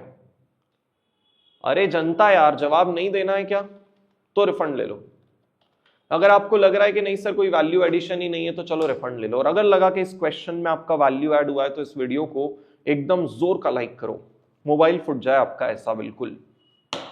अनु, कुछ डाउट हो तो पूछ सकते हो, बट 7 की क्लैरिटी यार एक्सेप्टेबल नहीं. कुछ डाउट हो तो प्लीज पूछ लो. समझा? तो सर एक काम करते ना, इसका मतलब डायरेक्टली डिविडेंड वाली चीज काम ही नहीं करेगी, आपको अर्निंग्स की ग्रोथ तो कैलकुलेट करना ही पड़ेगी. तो सर फर्स्ट ईयर का फॉर्मेट में अकॉर्डिंगली ईपीएस ऐड हो जाएगा. ये बात समझ गए ना? अच्छा एक बात बताओ पंकज, एक बार सॉल्व करते हैं फिर दिमाग लगाएंगे. एक बात बताओ, और एक सेकेंड, मैं क्या देख रहा हूं क्लास में इतने सारे लोग लाइव देख रहे हैं, और अगर आपको इससे आपके नॉलेज में एडिशन हुआ है तो आपको इस वीडियो को लाइक करना लिटरली बनता है. और अगर आपको लगता है नॉलेज एडिशन नहीं हुआ है तो लाइक करना नहीं बनता है स्ट्रेट अवे. क्योंकि मुझे पता है इस वीडियो में इस पूरे लेक्चर में कुछ तो ऐसे पॉइंट्स मैं आपको बता ही दूंगा जो आपके नॉलेज में ऐड करेंगे. राइट? तो चलो आओ भाई साहब, नेक्स्ट लेवल. सर तो ठीक है, मतलब अर्निंग्स की भी ग्रोथ कैलकुलेट करते हैं. सर 9.6 का जीरो लेवल का अर्निंग है सर, प्लस 25% किया तो 12 का ईपीएस आ गया फर्स्ट ईयर, मतलब 2015 का, प्लस 25%, 15 का ईपीएस आ गया 2016 का. सवाल पता है क्या है? सवाल है आइडेंटिफाई करना when would I calculate my terminal value. Everyone in the class ये दिल विल सब बंद करो, मेरी बात सुनो, इधर आओ. It's very important to identify where do you calculate terminal value. सुनिए सर, टाइमलाइन कितनी जरूरी है? अर्निंग्स की ग्रोथ तो एकदम क्लियर है, क्वेश्चन ने खुद ने बना दी. डिविडेंड की 2 सालों की ग्रोथ क्वेश्चन ने खुद ने बता दी है ना. ये जो ब्लू एरोज मैंने बनाए ये तो क्वेश्चन के फर्स्ट और सेकंड पॉइंट ने बता दी है. इसके आगे का इमेजिनेशन मेरे साथ सुनो. सर सिंस यहां पे आउट रेशियो चेंज हो रहा है तो यहां डिविडेंड की ग्रोथ कितनी होगी हमें नहीं पता, लेकिन डू यू अग्री उसके बाद तो डिविडेंड पे आउट रेशियो हर साल 50% है. मतलब यहां जो डिविडेंड की अर्निंग्स की ग्रोथ होगी डिविडेंड की होगी, यहां जो अर्निंग्स की ग्रोथ होगी डिविडेंड की भी होगी. राइट? तो आप सिर्फ ये बताओ, ऑल्टरनेटिव 1 और 2 नहीं पूछ रहा हूं, मैं पूछ रहा हूं eight the end of which year if I stand and look at the future I have a constantly growing dividend forever eight the rate of 10%. कौन से साल के एंड में मैं खड़े होकर फ्यूचर में देखता हूं तो मुझे फॉरएवर तक सेम कांस्टेंटली ग्रोइंग डिविडेंड 10% के मिलेंगे? जवाब दो ना मेरे इस क्वेश्चन का. पीपल, मेरे इस क्वेश्चन का जवाब दो ना. At the end of which year if I stand and look at the future I'll have a constantly growing dividend of 10% forever. Sir at the end of third year if you stand, क्योंकि dividends को देखना है earnings को नहीं. और अगर third year के and में मतलब 2017 के एंड में आप टर्मिनल वैल्यू कैलकुलेट करते तो वो अल्टरनेटिव 1 होता. सिंस पे आउट रेशियो का चेंज हुआ है मतलब एक साल पहले आकर मुझे TV2 कैलकुलेट करना होगी और TV2 के लिए मुझे लगेगा D3. और D3 के लिए मैं आपको बता देता हूं डायरेक्टली डिविडेंड का रास्ता नहीं है. अर्निंग्स ऑफ थर्ड ईयर में पे आउट मल्टीप्लाई करना पड़ेगा तो D3 आ जाएगा. मतलब मेरी टेबल कितनी सिंप्लीफाइड दिखेगी. फर्स्ट ईयर का डिविडेंड, सेकेंड ईयर का डिविडेंड और सेकेंड ईयर की टर्मिनल वैल्यू सिर्फ 3 रो की टेबल में हमारा क्वेश्चन सॉल्व हो जाएगा. सिर्फ 3 रो की टेबल में फर्स्ट ईयर का डिविडेंड, सेकेंड ईयर का डिविडेंड और सेकेंड ईयर की टर्मिनल वैल्यू. तो पहले 2 सालों के डिविडेंड्स तो हमने चलो डिस्काउंट कर दिए, easy sorted. Sir second year का टर्मिनल वैल्यू कैसे कैलकुलेट कर रहे हैं? सुनना, सेकेंड ईयर की अर्निंग से पहले थर्ड ईयर की अर्निंग कैलकुलेट करेंगे. सर सेकेंड ईयर की अर्निंग 15 और उसका यूज यहां पे हो रहा था इसलिए एपीएस का कॉलम बनाया. The earnings of second year is to be used for D3. This numerator out here, which is why you created this column of EPS, right? So sir, 15 rupees का EPS है जो आप बोल रहे हो 10% से ग्रो करेगा प्लस 10%. 16.5 का EPS जो आप बोल रहे हो 50% डिस्ट्रीब्यूट करेंगे तो इंटू 50% मतलब 8.25 का न्यूमरेटर D3. डिवाइडेड बाय के ही आपके सामने 15% और ग्रोथ ऑफ 10% फॉरएवर आपके सामने है, तो divided by 0.15 minus 0.10, so divide bye 0.05 is 165 का टर्मिनल वैल्यू 2। तो कितना सिंपल क्वेश्चन बन गया सर, 2 साल के कैश फ्लोज है 1 और 2 और सेकेंड ईयर का टर्मिनल वैल्यू उसको डिस्काउंट कर दो फैक्टर ऑफ 15% से, और डिस्काउंट करके जो भी वैल्यू आ रहा है that is the expected market price of this share. क्या मैं आपको ये क्वेश्चन बिल्कुल क्लियरली एक्सप्लेन कर पाया? जल्दी से कैलकुलेशंस करो और जवाब दो, आर यू ओके? बोलो बोलो बोलो बोलो, are you people okay? Pankaj 2 minute एक बार इस क्वेश्चन को सॉल्व करते, then will I'll look at your doubt. Pooja, I'll try to use English if possible, if I use much of it, right? Pooja, if I use English much, then I think it'll be difficult for some people who have registered for this English batch, okay?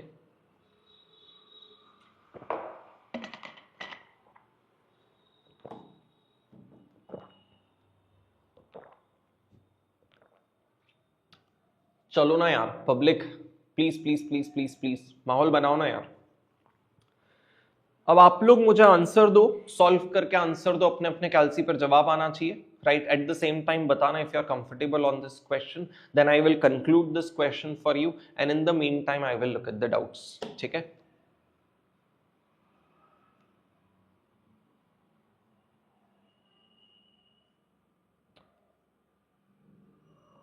Ajay, पहली चीज तो ये भाई अजय कि अगर वो retention rate into ROE वाला thought देंगे तो उस केस में वो ये वाली सिचुएशन नहीं देंगे, क्योंकि दोनों में से एक ही तरीके का ग्रोथ हम अप्लाई करेंगे ना, दोनों का तो अप्लाई करेंगे नहीं, ठीक है? डन। अश्विनी, पता कैसे लगा डिविडेंड 10% से ग्रो करेगा? अरे अश्विनी, इस साल पे आउट चेंज हुआ, मतलब कितना हो गया? 50% हो गया। 2 सालों तक तो सेम था। थर्ड ईयर से पे आउट जब 50-50 हो गया, तो डू यू अग्री सेकंड और थर्ड के पे आउट के बीच, सेकंड और थर्ड वाला पे आउट अलग है, मतलब इसके बीच की ग्रोथ अलग होगी, लेकिन उसके बाद से पे आउट फिर हर साल अगर 50 है तो अर्निंग्स की ग्रोथ ही डिविडेंड्स की ग्रोथ होगी, इससे पता चला। आंसर कर पाए अश्विनी?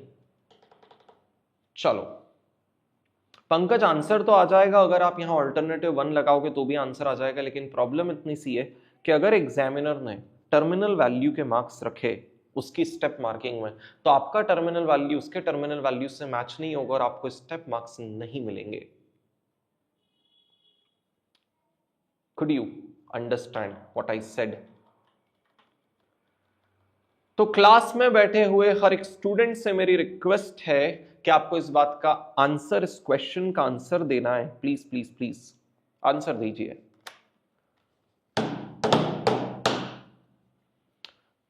एकदम सुपर क्विक ना यार भाई, क्या कर रहे हो? टपली पे जोर से पड़ गया क्या?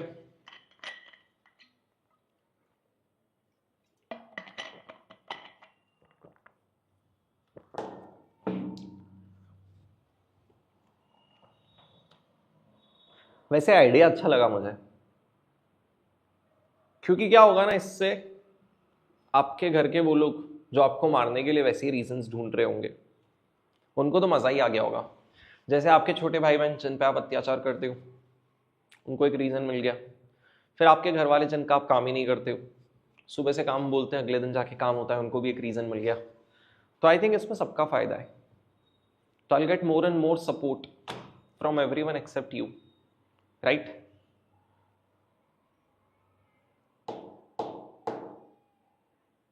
नहीं?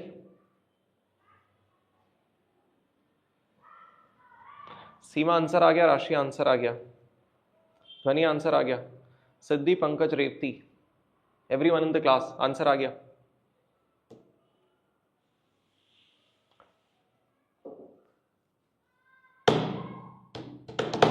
तो देखो, इन कंक्लूजन आपने पता है क्या सीखा? पहली चीज तो ये सीखी कि जब पे आउट रेशियो चेंज होगा ईपीएस का कॉलम ऐड कर देना, और मन हो तो पे आउट का भी कर देना, कोई टेंशन नहीं है, दोनों कॉलम्स ऐड कर देना, पहली चीज। दूसरी चीज आपने ये सीखी कि सर इसकी टाइमलाइन में पहले आपको ईपीएस बनाना पड़ेगा, फिर देखना पड़ेगा कि जब तक पे आउट चेंज नहीं हो रहा है डीपीएस भी सेम है, लेकिन जिस दिन पे आउट चेंज हो गया डिविडेंड की ग्रोथ आपकी नहीं आ सकती, बट हाँ उसके बाद ईपीएस जैसी ग्रोथ आ सकती है। दूसरी चीज आपने ये सीखी तीसरी चीज आपने इस क्वेश्चन में ये सीखी कि एक बार थोड़ा सा पॉज लेकर फिगर आउट कर लेना ऑल्टरनेटिव 2 के अकॉर्डिंग टीवी कहां आएगा। जैसे हमें समझ में आया कि अच्छा यहां से कांस्टेंट है लेकिन ऑल्टरनेटिव 2 है तो टीवी यहां आएगा, तो अकॉर्डिंगली आपको टेबल का इमेजिनेशन आएगा that table will be 2015, 16 and 16 again, ना कि 2016, 16, 17 and 17। It is 15, 16 and 16 again. तो जहां टीवी आ गया वहां पे 2 साल लिखने पड़ेंगे 16 एंड 16 अगेन। सो टीवी का मतलब टेबल का फॉर्मेट क्लियर होगा और अल्टीमेटली फिर ही आप इसको सॉल्व कर पाओगे। This was the conclusion of this question, right. चलो, गणेश पूछ रहे हैं sir cash flow of 1 and 2 year कैसे कैलकुलेट किया। जब उसने बोल दिया कि डिविडेंड 25% से ग्रो करेगा तो 0 ईयर के डिविडेंड को 25 और 25 से डायरेक्टली ग्रो करा दिया हमने। डन। पंकज, गणेश आपका आंसर दे दिया। सत्यम टप्पी, सीमा, चलो भाई सेटल्ड सब लोग। तो perfect sir, 21st question done, जिसने आपको पे आउट चेंज की प्रैक्टिस करा दी। 22 similar nature question you will have to do in homework. अच्छा क्वेश्चन है, पूरा क्वेश्चन होमवर्क में करना। 23 क्वेश्चन भी homework and that too only on कैलसी। 23rd क्वेश्चन भी होमवर्क ओनली ऑन कैलसी, करेक्ट। सिमिलर नेचर है तो मैनेज हो जाएगा, थोड़े एफर्ट्स लगेंगे ज्यादा।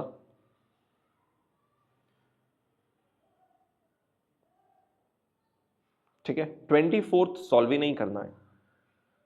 25th क्वेश्चन क्लास में कर लेते हैं। स्टडी मटेरियल का क्वेश्चन नंबर 25 हम लोग क्लास में कर रहे हैं। मेरा आप सभी से रिक्वेस्ट है कि please come to question number 25 so that we can proceed to solve it. आ जाओ भाई, आ जाओ भाई। क्वेश्चन नंबर 25 कितना अच्छा क्वेश्चन है, देखते हैं क्या बोल रहा है। Are we all there on question number 25? Shall we start to read it? बताओ भाई, हो क्या सब लोग?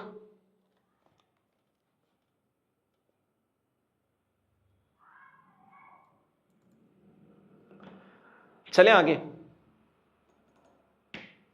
तो देखो,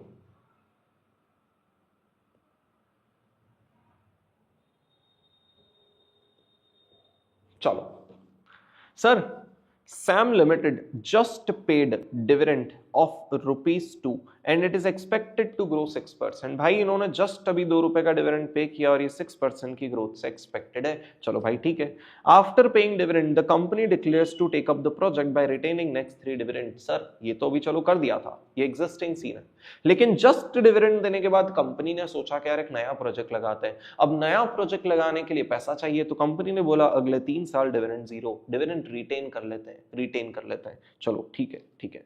it is expected that the project is of same risk as existing project. Risk कहां से आ गया भाई अब ये? क्या कोई स्टूडेंट क्लास में बैठा हुआ गेस कर सकता है कि एग्जामिनर ये वाली लाइन लिख के क्यों देगा? एग्जामिनर रिस्क से रिलेटेड लाइन लिख के क्यों देगा? जो स्टूडेंट गेस कर सकता है उसको बचे हुए 500 रुपए जो कल नहीं दिए थे उसका रिफंड मिल जाएगा, अगर आप इस लाइन को एक्सप्लेन कर दो तो। बोलो बोलो बोलो बोलो। अगर इस लाइन को आप एक्सप्लेन कर दो कि रिस्क की बात कहां से आ गई सडनली, तो बचे हुए 500 रुपए आपके। जनता जवाब दो। सर रिस्क का रिलेशन होता है बेसिक्स में, आपको कितनी बार मैंने समझाया था, रिक्वायर्ड रेट ऑफ रिटर्न से। आप कितना रेट ऑफ रिटर्न कमाना चाहते हो वो आपके रिस्क पर डिपेंड करता है। तो सर अगर एग्जिस्टिंग बिजनेस जैसी ही रिस्क है, मतलब नए प्रोजेक्ट का भी required rate of return discounting rate KE same होगा, तो चलो ठीक है भाई, ठीक है done. The results of this project will start coming from 4th year onwards, मतलब 4th year and onwards. 4th year के एंड में हमें इस प्रोजेक्ट का रिजल्ट मिल जाएगा। डिविडेंड देन भी 2.5 growing at the rate of 7%, मतलब 4th ईयर के एंड में हमें डिविडेंड मिलेगा सर 2.5 रुपीज का, जो 7% से ग्रो होगा। ठीक है। An investor has 1000 shares of Sam Limited and wants a receipts of 2000। Sir एक इन्वेस्टर को ₹2 मिल रहा था पूरी बात ध्यान से सुनना। 2 रुपया मिल रहा था 0 ईयर पे, तो उसके पास 1000 शेयर है, तो उसको टोटल कितना मिल रहा था 2000। अब वो चाह रहा है कि सर उसको हर साल 2-2 हजार रुपया मिले। अब हमने अगर प्रोजेक्ट में इन्वेस्ट किया तो अगले 3 साल कुछ मिलेगा क्या? बिल्कुल भी नहीं, बिल्कुल भी नहीं। तो चलो देखते हैं आगे। Sir required whether the market value of the shares will the market value of shares be affected.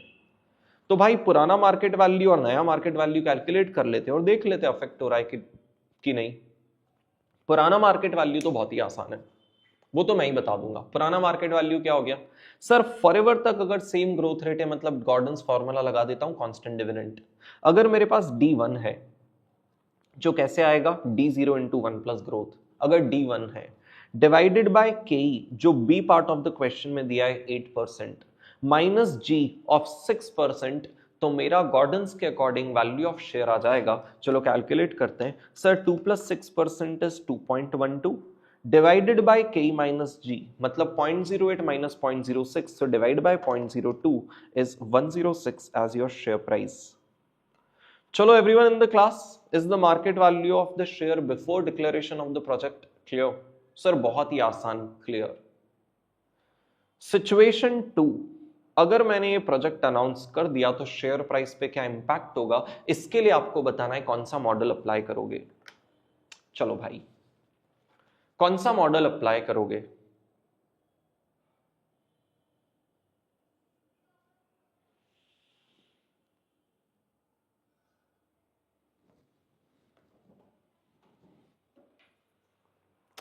First part का तो आंसर इजी है, उसका आंसर देते हो तो आपको क्या लगता है आप स्मार्ट हो। सेकंड पार्ट का आंसर दे दोगे ना तो आप लिटरली स्मार्ट हो। बोलो बोलो बोलो बोलो। सेकंड पार्ट में कौन सा मॉडल आप अप्लाई करोगे? पंकज का कहना है गॉर्डन्स मॉडल अप्लाई करेंगे।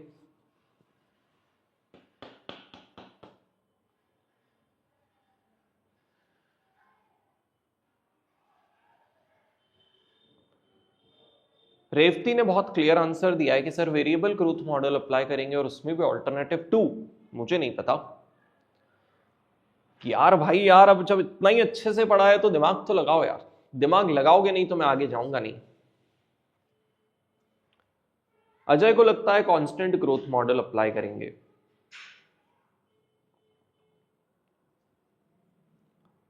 सीमा को लगता है कांस्टेंट। चलो ना यार, सब लोग बैठे हो तो यार पार्टिसिपेट तो करो।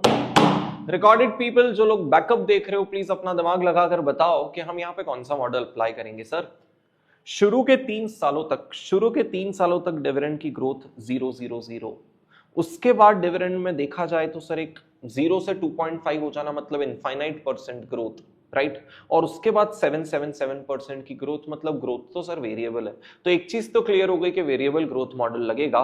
कांस्टेंट ग्रोथ वाले के आपको क्लियरली एक चीज समझ में आ गई, अलग अलग ईयर में अलग अलग लेवल ऑफ ग्रोथ है। Requesting your response, variable growth model clear. Second, sir variable growth model का कौन सा ऑल्टरनेटिव? सर पे आउट की कोई इंफॉर्मेशन ही नहीं दी है, पे आउट की कोई इंफॉर्मेशन ही नहीं दी है। अरे कांस्टेंट वालों, क्या भाई दिमाग में एक चीज पहुंची क्या? और अगर ये पॉइंट ऑफ लर्निंग था तो यहां तो वीडियो पे लाइक बनता ही है। ओए भाई, अगर ये पॉइंट ऑफ लर्निंग था तो यहां तो लाइक बनता ही, और ये भी नहीं था तो ठीक है, कोई बात नहीं, मैं एक और मौका दूंगा जहां पे आप कुछ सीखोगे इस क्लास में। आ जाओ। सर एक बात बताओ सर, पे आउट का कोई इंफॉर्मेशन नहीं दिया, ऑल्टरनेटिव 1 या 2, जल्दी से बोलो ना यार, 1 या 2। Sir alternative 2। ओ ओ ओ ओ ओ ऑल्टरनेटिव 2, लिटरली क्या? अरे यार आपने इस क्वेश्चन को हल्के में ले लिया। Alternative 2 people in the class, क्यों? सर शुरू के 3 सालों में कुछ कमाया तो होगा, तो ही तो रिटेन कर रहे हैं। शुरू के 3 सालों में कुछ कमाया तो होगा, तो ही तो रिटेन कर रहे हैं। और पे 0 किया मतलब 0% पे आउट रेशियो था। बाद वाले सालों में कुछ कमाया और 2.5 डिस्ट्रीब्यूट किया, मतलब पे आउट रेशियो कुछ तो होगा 0 से ज्यादा, इसीलिए पे आउट दिया, तो इसीलिए डिविडेंड पे कर पाए। मतलब अगर पे आउट में चेंज है तो आपको करना पड़ेगा everyone in the class alternative 2 apply. क्या क्लैरिटी से हम लोगों ने ये चीज क्रैक की है? मैं श्योर हूं आप में से बहुत सारे लोगों ने क्वेश्चन पहले किया होगा, क्योंकि स्टडी मटेरियल का ना हर किसी की बुक में होता है। लेकिन इस क्लैरिटी से सोचना सीखना बहुत जरूरी है। तो चलो ठीक है, अब बताओ डिविडेंड को ऑब्जर्व करके बताओ, eight the end of which year if you look at the future you will have a constant growth rate forever. Sir fourth year के एंड में खड़े होकर अगर हम देखेंगे ना तो हर साल 7% की ग्रोथ रेट होगी हमारे डिविडेंड्स की फॉरएवर तक। और अगर वो ईयर 4 है तो अल्टरनेटिव 2 के हिसाब से टीवी कब आ जाना चाहिए, चलो ये बता दो। अगर अगर 4 ईयर से आपकी डिविडेंड्स की ग्रोथ रेट फॉरएवर तक कांस्टेंट है तो अल्टरनेटिव 2 के हिसाब से टीवी कब आएगा, चलो ये बता दो। सर थर्ड ईयर के एंड पे आएगा ना टीवी, तो हम कैलकुलेट करेंगे टीवी 3। भाई साहब हम कैलकुलेट करेंगे टीवी 3, और यही इंस्टीट्यूट ने भी किया है टीवी 3 का calculation. People, yes yes yes yes yes, absolutely brilliant everyone in the class. तो अगर आपको लगता है कि टीवी 3 कैलकुलेशन आपके लॉजिक में बैठता है तो चलो सर टीवी 3 का कैलकुलेशन कैसे होगा, सर D4 से। D4 divided by K minus G is TV3। D4 directly दे रखा है किस्मत से 2.5, एग्जामिनर ने बोला ना 2.5 मिलेगा फोर्थ ईयर में, डिवाइडेड बाय K 8 है और G 6% है तो सर TV3 आ जाएगा। तो अगर यहां मेरा TV3 आ गया और टीवी 3 में 4 से लेके इंफिनिटी तक सारे डिविडेंड्स आ गए, बस 1, 2 और 3 नहीं आया, तो वहां तो कुछ वैसे भी नहीं मिला। तो टीवी 3 को फर्दर अगर 3 साल से डिस्काउंट कर दिया तो क्या मेरा इंट्रिंसिक वैल्यू आ जाएगा 0 पॉइंट पे? Absolutely yes. तो करें सर, सबसे पहले टीवी 3 किया D4 divide by K minus G और फिर present value factor of @8% for 3 years. तो चलो भाई बाकी सारी चीजें आपके सामने, मुझे इंट्रिंसिक वैल्यू 0, प्राइस एट 0 पर प्राइस फाइंड करके बताओ। बोलो बोलो बोलो बोलो बोलो एवरीवन, बोलो यार public.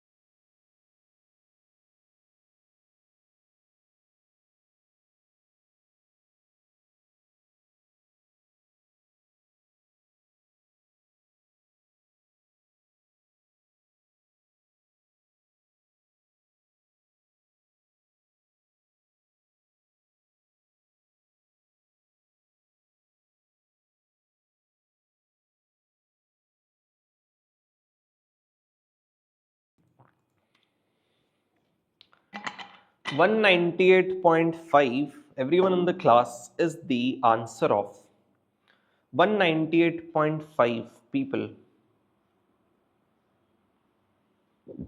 is the answer of share price at 0 point। तो पूछा क्या था भाई, उसने पूछा क्या था? सो एग्जामिनर ने पूछा था will the share price be affected, we say yes affected, from 106 it become 198.5। पहली बात का आंसर तो ये रहा, सॉर्टेड है, सॉर्टेड है। तो मैंने आपको बोला था कि अगर आपको लिटरली इस क्वेश्चन के अभी तक के डिस्कशन में कुछ लगे कि हाँ sir this has added clarity, so you are going to like this video, तो अब तो भाई साहब वो बनता ही है अगर आपको लिटरली क्लैरिटी मिली है तो, ठीक है। और अगर सब कुछ पहले से ही ऑब्वियस था तो कोई टेंशन नहीं है, ठीक है।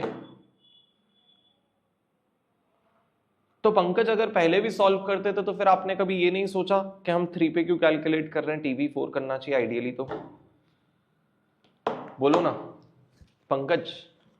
पंकज अगर आपने पहले कभी इतना डेप्थ में सोचा ही नहीं तो फिर आपने कभी ये नहीं सोचा कि अगर कांस्टेंट ही 4 ईयर से हो रहा है तो हमने टीवी 3 कैसे कैलकुलेट कर लिया? मैं आपको बताऊं इसमें आपकी गलती नहीं है।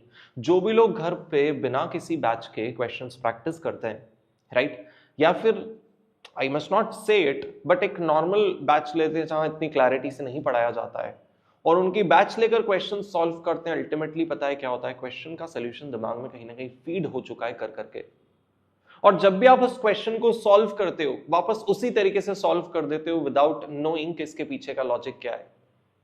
और मैं वही तो कह रहा हूं, आपको क्वेश्चन प्रैक्टिस नहीं करने, आपको थॉट्स भी साथ में प्रैक्टिस करना है। क्योंकि जब आप थॉट्स प्रैक्टिस करते हो आप खुद को केपेबल बनाते हो ऑब्वियसली वो क्वेश्चन सॉल्व करने में, एट द सेम टाइम नया क्वेश्चन सॉल्व करने के लिए भी, राइट। तो बढ़िया। हाँ, पंकज ने मेरी पोपट कर दी, बोले सर आप ही का स्टूडेंट हूं। तो भाई जब फास्टर में इतना अंदर घुस घुस के समझाया ये सारी चीजें रेगुलर में, तो क्यों नहीं लगा रहे हो दिमाग? यस, चलो डन। सर यहां तक डन है तो बी पार्ट देखना। बी पार्ट थोड़ा सा स्पीड में करेंगे, या फिर एक काम करो ना, इसका बी पार्ट होमवर्क है। अब इसका B part people in the class homework. चले आगे। तो बी पार्ट भाई साहब होमवर्क कि यार इन्वेस्टर, चलो अब इसका बी पार्ट आप होमवर्क ही करना पूरा एंड टू एंड। 25th का एक क्वेश्चन डिस्कशन डन है, 26th क्वेश्चन सॉल्व नहीं करना है। 27th भी, एक minute,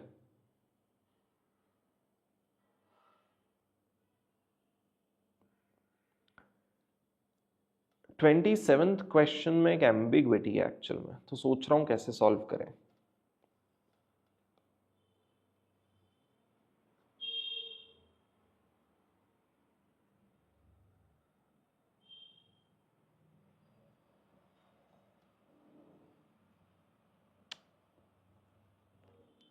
old to old course में पूछा था इंस्टीट्यूट ने,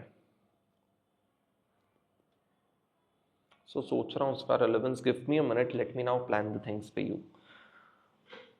तो देखो 26 तो करना ही नहीं है, 27th पिक्चर में है, 28th एक अच्छा क्वेश्चन है, ये तो आप चैलेंज में करेंगे खुद से, इजी क्वेश्चन, सिर्फ कैलसी पे कर लेना, बट चैलेंज है, बिना देखे पूरा क्वेश्चन सही करने की कोशिश करना।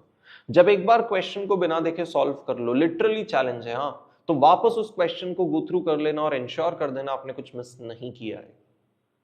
जब सब हो जाए तो फिर आपका सोल्यूशन चेक करना और बताना, देखना कि मैच हो रहा है या नहीं हो रहा है। 28 homework challenge, easy but tricky question, easy but tricky question. तो चलो भाई,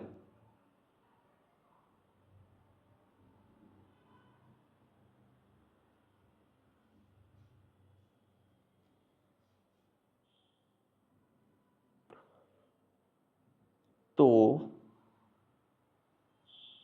27th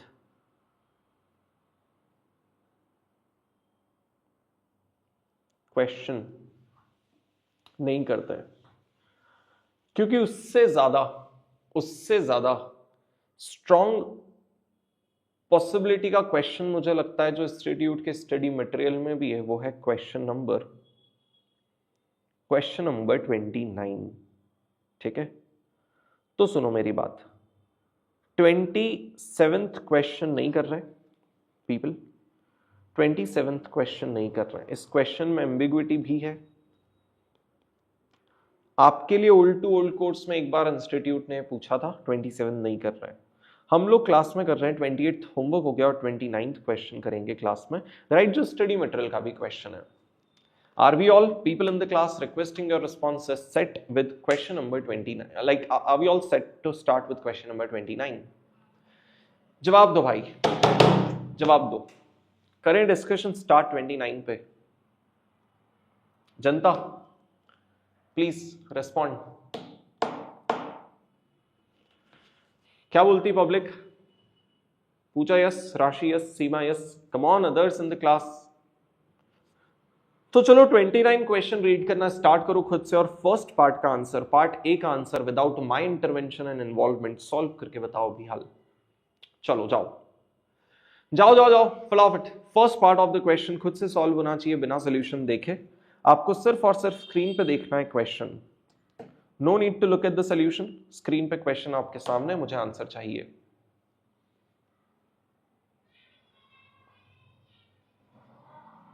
पंकज आ रहे हैं ना? आ रहे हैं, लेकिन सबके नहीं आ रहे। एक्सपेक्टेशन थोड़ी सी ज्यादा है मेरी, ऐसा लग रहा है।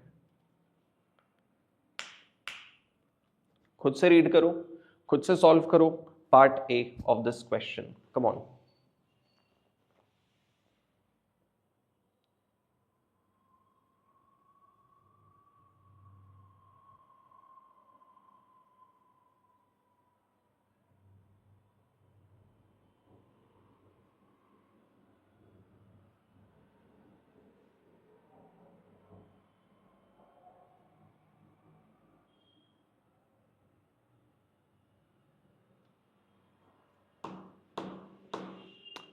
सो युक्ता का आंसर आया है, सही या गलत तो मुझे नहीं पता, बट अभी तक युक्ता का आंसर आ चुका है।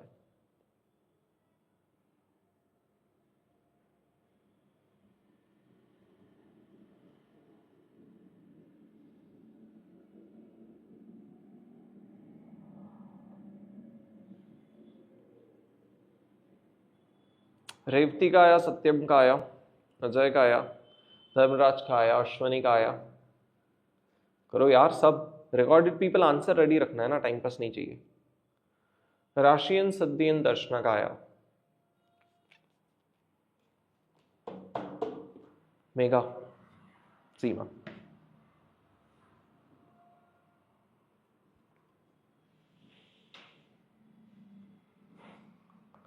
तो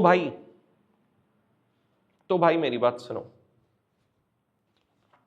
मेरी बात सुनो। क्या हो रहा है ना,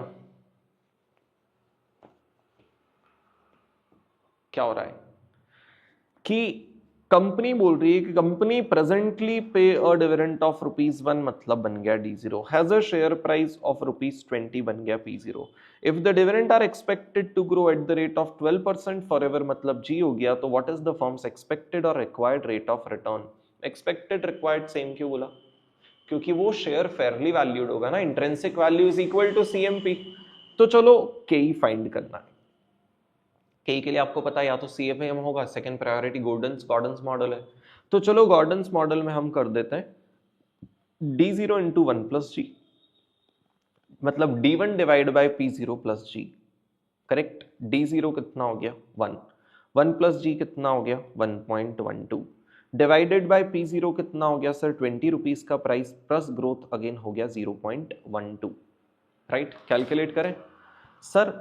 1 plus 12% divided by 20 plus 0.12 is 17.6 rupees percent का के एकदम सॉर्टेड है सर। तो चलो ये तो आसान है, डन। अब नेक्स्ट वाला, नेक्स्ट मतलब क्या हुआ, मतलब अगर आप ऑब्जर्व करो तो ये गॉर्डन्स वाला क्वेश्चन था जिसमें रिवर्स कैलकुलेशन है KE का। हमें क्या दे दिया इन्होंने, हमें क्या दे दिया सर, हमें इन्होंने प्राइस पहले से दे दिया, तो गॉर्डन्स मॉडल वाली इक्वेशन में KE बैक कैलकुलेट करना था। ठीक है, fine. Instead of this situation, right, in part 1, suppose the dividends were expected to grow at the rate of 20% for 5 years, right, and 10% thereafter. Now what is firm's expected or required rate of return? Please observe करो इस question में क्या हुआ sir. अब second part में ये बन गया variable growth model. Variable growth model में बोल रहे हैं कि सर 0 ईयर पे डिविडेंड था 1 रुपीज का, वो 1 रुपीज का डिविडेंड सर 20% पर एनम से ग्रो होगा अगले 5 सालों तक, और उसके बाद 10% ग्रो होगा फॉरएवर। समझ रहे हो बात को, 0 पॉइंट का इन्होंने हमें डिविडेंड दिया, अगले 5 सालों की ग्रोथ रेट दे दी, और उसके बाद फॉरएवर तक की ग्रोथ रेट दे दी। और बोल रहे हैं कि बताओ जब इन ग्रोन अप डिविडेंड्स को डिस्काउंट करेंगे तो वो KE क्या होगा डिस्काउंट करने का, कि आज शेयर की वैल्यू 20 रुपीज है। क्या अगेन आप इस क्वेश्चन में KE का बैक कैलकुलेशन फील कर पा रहे हो क्या? Requesting your responses people in the class. क्या आप इस क्वेश्चन में KE का बैक कैलकुलेशन फील कर पा रहे हो? Come on everyone, please tell me yes और नो। बताओ वो KE कितना होगा कि इन सारे फ्यूचर डिविडेंड्स को जब मैं KE से डिस्काउंट करूंगा, वेरिएबल ग्रोथ मॉडल के लिए टर्मिनल वैल्यू लगाऊंगा, वो सब करूंगा, तो how much should the KE be and to get the value of ₹20? Yes. मतलब सर इस क्वेश्चन को सॉल्व करने के लिए KE को बैक कैलकुलेट करना, और मैं आपको एक बात बताऊं, KE को बैक कैलकुलेट आप डायरेक्टली कर ही नहीं सकते। एक बार इक्वेशन बनाते हैं। देखो सर वो डिविडेंड जो आप टेबल के फॉर्म में बनाते थे उसको एक बार इक्वेशन के फॉर्म में लिखना स्टार्ट करो ना सर। 1 रुपीज का dividend plus 20% is 1.2, plus 20% is 1.44, plus 20% is 1 plus 20% plus 20% plus 20% is 1.728, which is 1.73, plus 20% is 1.07 on a rounded off basis, plus fifth year का 20% is 2.49 on a rounded off basis। अगले 5 सालों के dividends हमारे सामने है, sir terminal value कब calculate होगा, common sense लगाओ। 5 सालों तक 20% का ग्रोथ है और 5th ईयर के एंड से 10% का ग्रोथ रेट स्टार्ट हो गया, मतलब TV5 लगेगा। TV5 के लिए हमें लगेगा D6, मतलब 5th ईयर का डिविडेंड और उसमें 10% की ग्रोथ रेट, करेक्ट। तो 2.49 into 1 plus 10% divided by K minus G हो जाएगा terminal value of 5th year, right.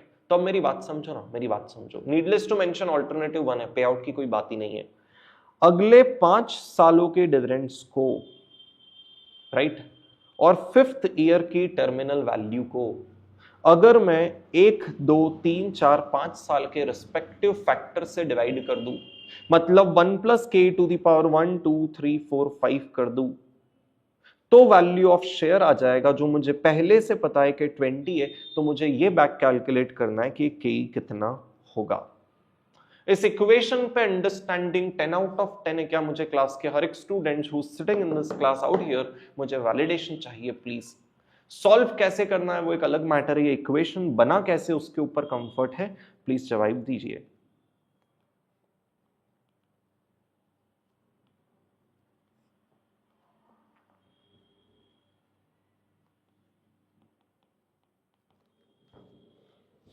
बोलो, इक्वेशन पे कंफर्ट है क्या? यस। तो अब मैं आपको बताऊं, चलो मैंने आपको ये इक्वेशन दे दी, मैं बोलूंगा इसको सॉल्व करके बताओ, सॉल्व दिस इक्वेशन फॉर के फाइंड करके बताओ। क्या आप में से किसी में भी मैथ्स लगाने की हिम्मत है?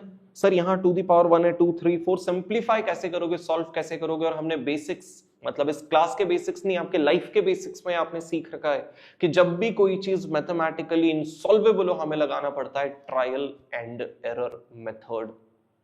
ट्रायल एंड एरर मेथड लगाना पड़ता है और उस मेथड को लगाने के बाद इंटरपोलेट करना पड़ता है। ये चीज आप सभी ने सीखी है, तो चलो आओ ना पीपल इन द क्लास वो चीज करके देखते हैं। सर क्या ट्राई करें? वैसे तो हमारे पास कोई ऐसे चॉइस नहीं है, बट लास्ट टाइम जो किया था उसके ऊपर ही नीचे ही करते हैं हम लोग, राइट। सर एक बार लगाते हैं, एक बार लगाते हैं, मेरी बात समझना।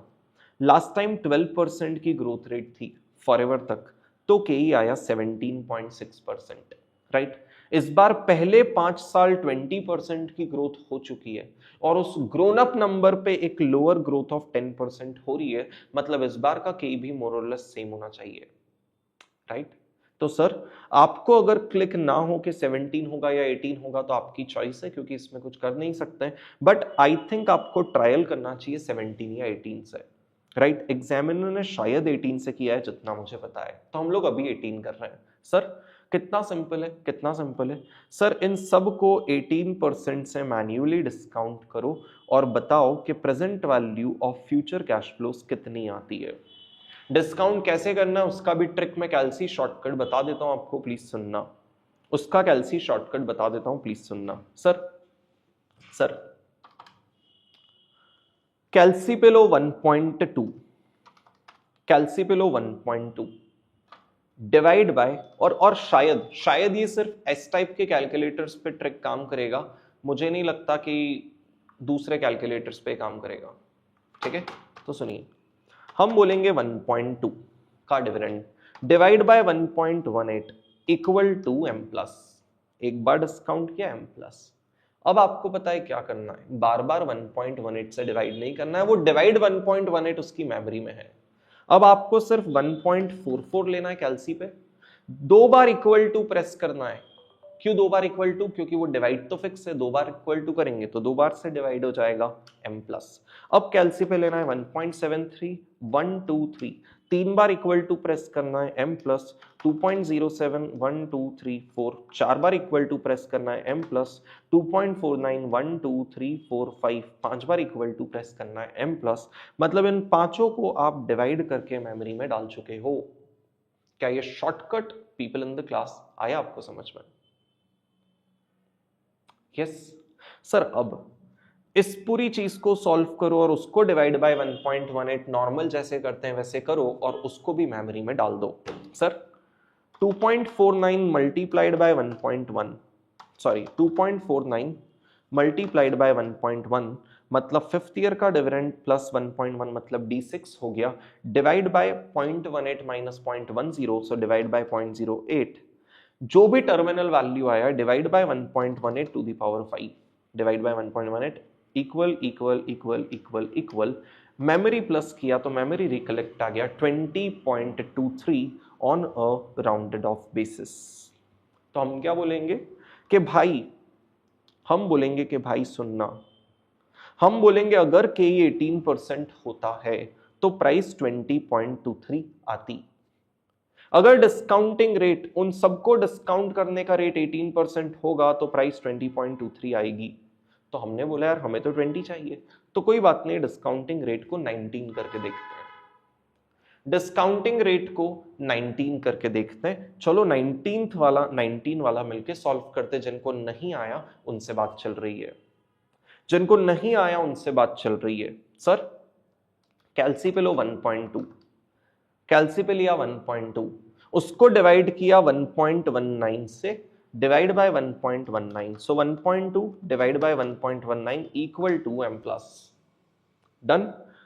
1.44 equal equal m plus, 1.73 equal equal equal m plus, 2.07 4 times equal equal equal equal equal m plus, and 2.49 5 times equal 1 2 3 4 5 m plus.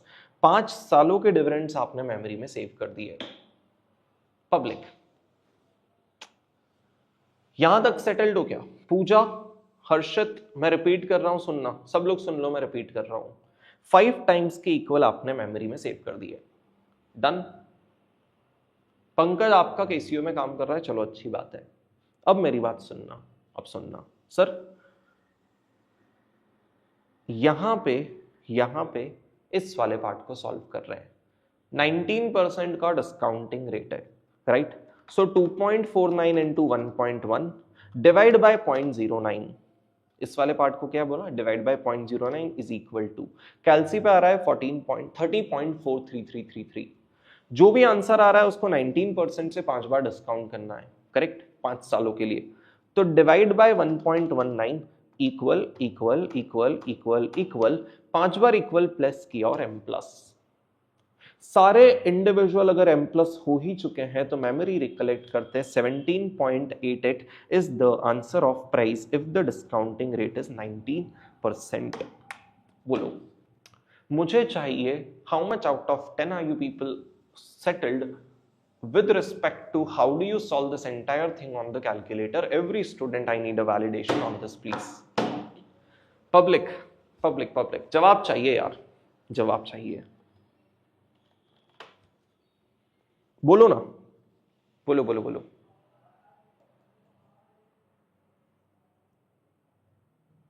Yes, मतलब हमें पता है वो भी चीजें क्लास में सीखना जरूरी है जिससे हमारा टाइम से हो जाता है एग्जाम में। और कैल्सी चलाने में तो अपने को इतना प्रोना है ना, देखो मैं आपको बताऊं, इंस्टीट्यूट को बीच की स्टेप से कोई मतलब नहीं है। आपने फर्स्ट टाइम की इक्वेशन सही लिखी, उसके जस्ट बाद आप फाइनल आंसर लिख दो, आपकी हिम्मत है तो डायरेक्टली सॉल्व करने का कॉन्फिडेंस है तो काम हो जाएगा, राइट पीपल। तो सर आपको ये तो रियलाइज हो गया होगा कि ये वेरिएबल ग्रोथ मॉडल का क्वेश्चन है जिसमें कई बैक कैलकुलेट करना है। पूरे कोर्स में सिर्फ सिंगल क्वेश्चन स्टडी मटेरियल का वेरिएबल ग्रोथ मॉडल का क्वेश्चन। दूसरे क्वेश्चन करें भाई ग्रोथ बैक कैलकुलेट करने के, जस्ट अभी करके आए थे। कौन सा वाला क्वेश्चन बता रहा हूं भाई, ग्रोथ बैक कैलकुलेट करने का क्वेश्चन तो फिर भी ठीक है करके आए थे ना। कौन सा वाला, ये 20th वाला, certain growth rate, stable growth rate, वो किया है। कई बैक कैलकुलेशन करने का पहला क्वेश्चन है जो आप, और लास्ट क्वेश्चन है जो आप क्लास में कर रहे हो। होमवर्क मतलब एक ही क्वेश्चन ही एक है, राइट। और कई के लिए हम उसको नॉर्मल मैथ से सॉल्व नहीं कर सकते, ट्रायल एरर लगेगा। और ट्रायल एरर के बाद इंटरपोलेट कैसे करते हैं, सब लोग ध्यान से सुनना, ध्यान से सुनना। मुझे क्लास के हर एक स्टूडेंट का आंसर नहीं आया कि क्या आप लोग सेटल्ड हो उसको लेकर, राइट। तो सुनना ना सर अगर 18% का रेट होता है तो 20.23 प्राइस है, और 19% का रेट होता है तो 17.88 प्राइस है। तो अगर प्राइस 20 चाहिए तो के आइडियली कितना होगा? प्राइस तो आज का पता है ना, मुझे तो वो के ही बैक कैलकुलेट करना है कि वो कितना होगा, सो द प्राइस बिकम 20। और अब आप इंटरपोलेशन का एक नया तरीका सीखेंगे। हो सकता है आपको ये पहले से पता है, लेकिन अगर नहीं पता है तो ये सीख लो। पूरे एएफएम में हम यही लगाने वाले, इतना आसान है। सुनो, इसको फॉलो करने का एक रिदम है, वो रिदम अप्लाई करोगे आंसर आएगा। सुनो, हम बोलेंगे this number, let's assume this number is x। तो x minus 18% divide by 19 minus 18%।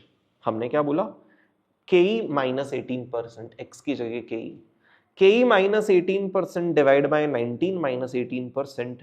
तो जो फ्लो आपने LHS में फॉलो किया है वही फ्लो RHS में फॉलो करो। 20 माइनस 20.323 डिवाइडेड बाय 17.88 माइनस 20.23। आपको प्लीज फ्लो समझ में आया क्या? जो LHS का फ्लो है वो RHS का फ्लो है। इसके पीछे के लॉजिक की हमारी क्लास में कोई जरूरत ही नहीं है। सिंपल सा लॉजिक है भाई, this change divide by this change is equal to this change divide by this change. Simple. Hello hello hello hello hello hello, Rashi एकदम दिमाग में बैठा हुआ है क्या? All the people in the class, interpolate कहीं भी आपको लाइफ में करना पड़ जाए, सिर्फ AFM में नहीं, सिर्फ ये फाइनल में नहीं, लाइफ में कभी भी इंटरपोलेट करना पड़ जाए तो दिस तरीका is going to work out. कुछ मत सोचना कि क्या इंक्रीज, क्या डिक्रीज, क्या ऐड करेंगे, क्या डिडक्ट करेंगे। एक सिंपल मैथ्स की इक्वेशन बना लेना भाई। अगर ये नंबर नेगेटिव होना तो भी काम करता है। हम बोलते -20 माइनस -20.23। सिर्फ मैथ सॉल्व करते आना चाहिए, बाकी तरीका यूनिवर्सल है, सब जगह लगता है। करेक्ट है ना? तो सर अब इस इक्वेशन को सॉल्व करने के लिए क्या चाहिए? सिर्फ कैल्सी की ताकत। तो भाई पहले इसको सॉल्व करो, m प्लस में डाल दो। नीचे वाले को सॉल्व करो, divide equal to into memory recollect equal to कर दो। ओ माय गॉड, जल्दी बोल दिया। सुनो मेरी बात sir, 20 minus 20.23, 20 minus 20.23 m plus कर दिया। Numerator solve. अब डिनोमिनेटर को सॉल्व करते हैं। 17.88 माइनस 20.23। आंसर दिख रहा है कैल्सी पे -0.23, -2.35, -2.35 डिनोमिनेटर में। इसको अगर मैं डिवाइड इक्वल टू कर दूंगा तो ये न्यूमरेटर में आ जाएगा -0.4255। मल्टीप्लाई कर दो ना, ये जो मेमोरी रिकलेक्ट में रखा है तो multiplied by memory recollect equal to कर रहा हूं तो 0.09078 आ रहा है, 0.0978 समथिंग। मतलब ये वाला पूरा पार्ट सॉल्व हो गया। अब सर इसमें इधर ले जाकर 1 मल्टीप्लाई कर दो, 19 माइनस 18 तो इनटू 1 सेम चीज। और सर ये 18 इधर ले जाकर ऐड कर दो तो प्लस 18 अगर आप करते हो तो 18.0978 मतलब 18.10 इज द आंसर ऑफ के after interpolation. This question people in the class gets done। बताओ, कैल्सी पे डायरेक्टली सॉल्व करना नहीं भी आ रहा है कोई टेंशन नहीं है, लेकिन आपको और मैं श्योर हूं जो अपने रेगुलर फास्टर पीपल है आपको तो 100% ब्लड में ये चीज, तो आपका तो मुझे टेंशन भी नहीं है। आप लोगों को तो मैं इग्नोर ही कर रहा हूं इस केस में। Others in the class, are you people please settled with whatever we have learned in this case out here? जल्दी बताओ भाई, टाइम कम है और पढ़ाई ज्यादा है, सेटल्ड हो क्या?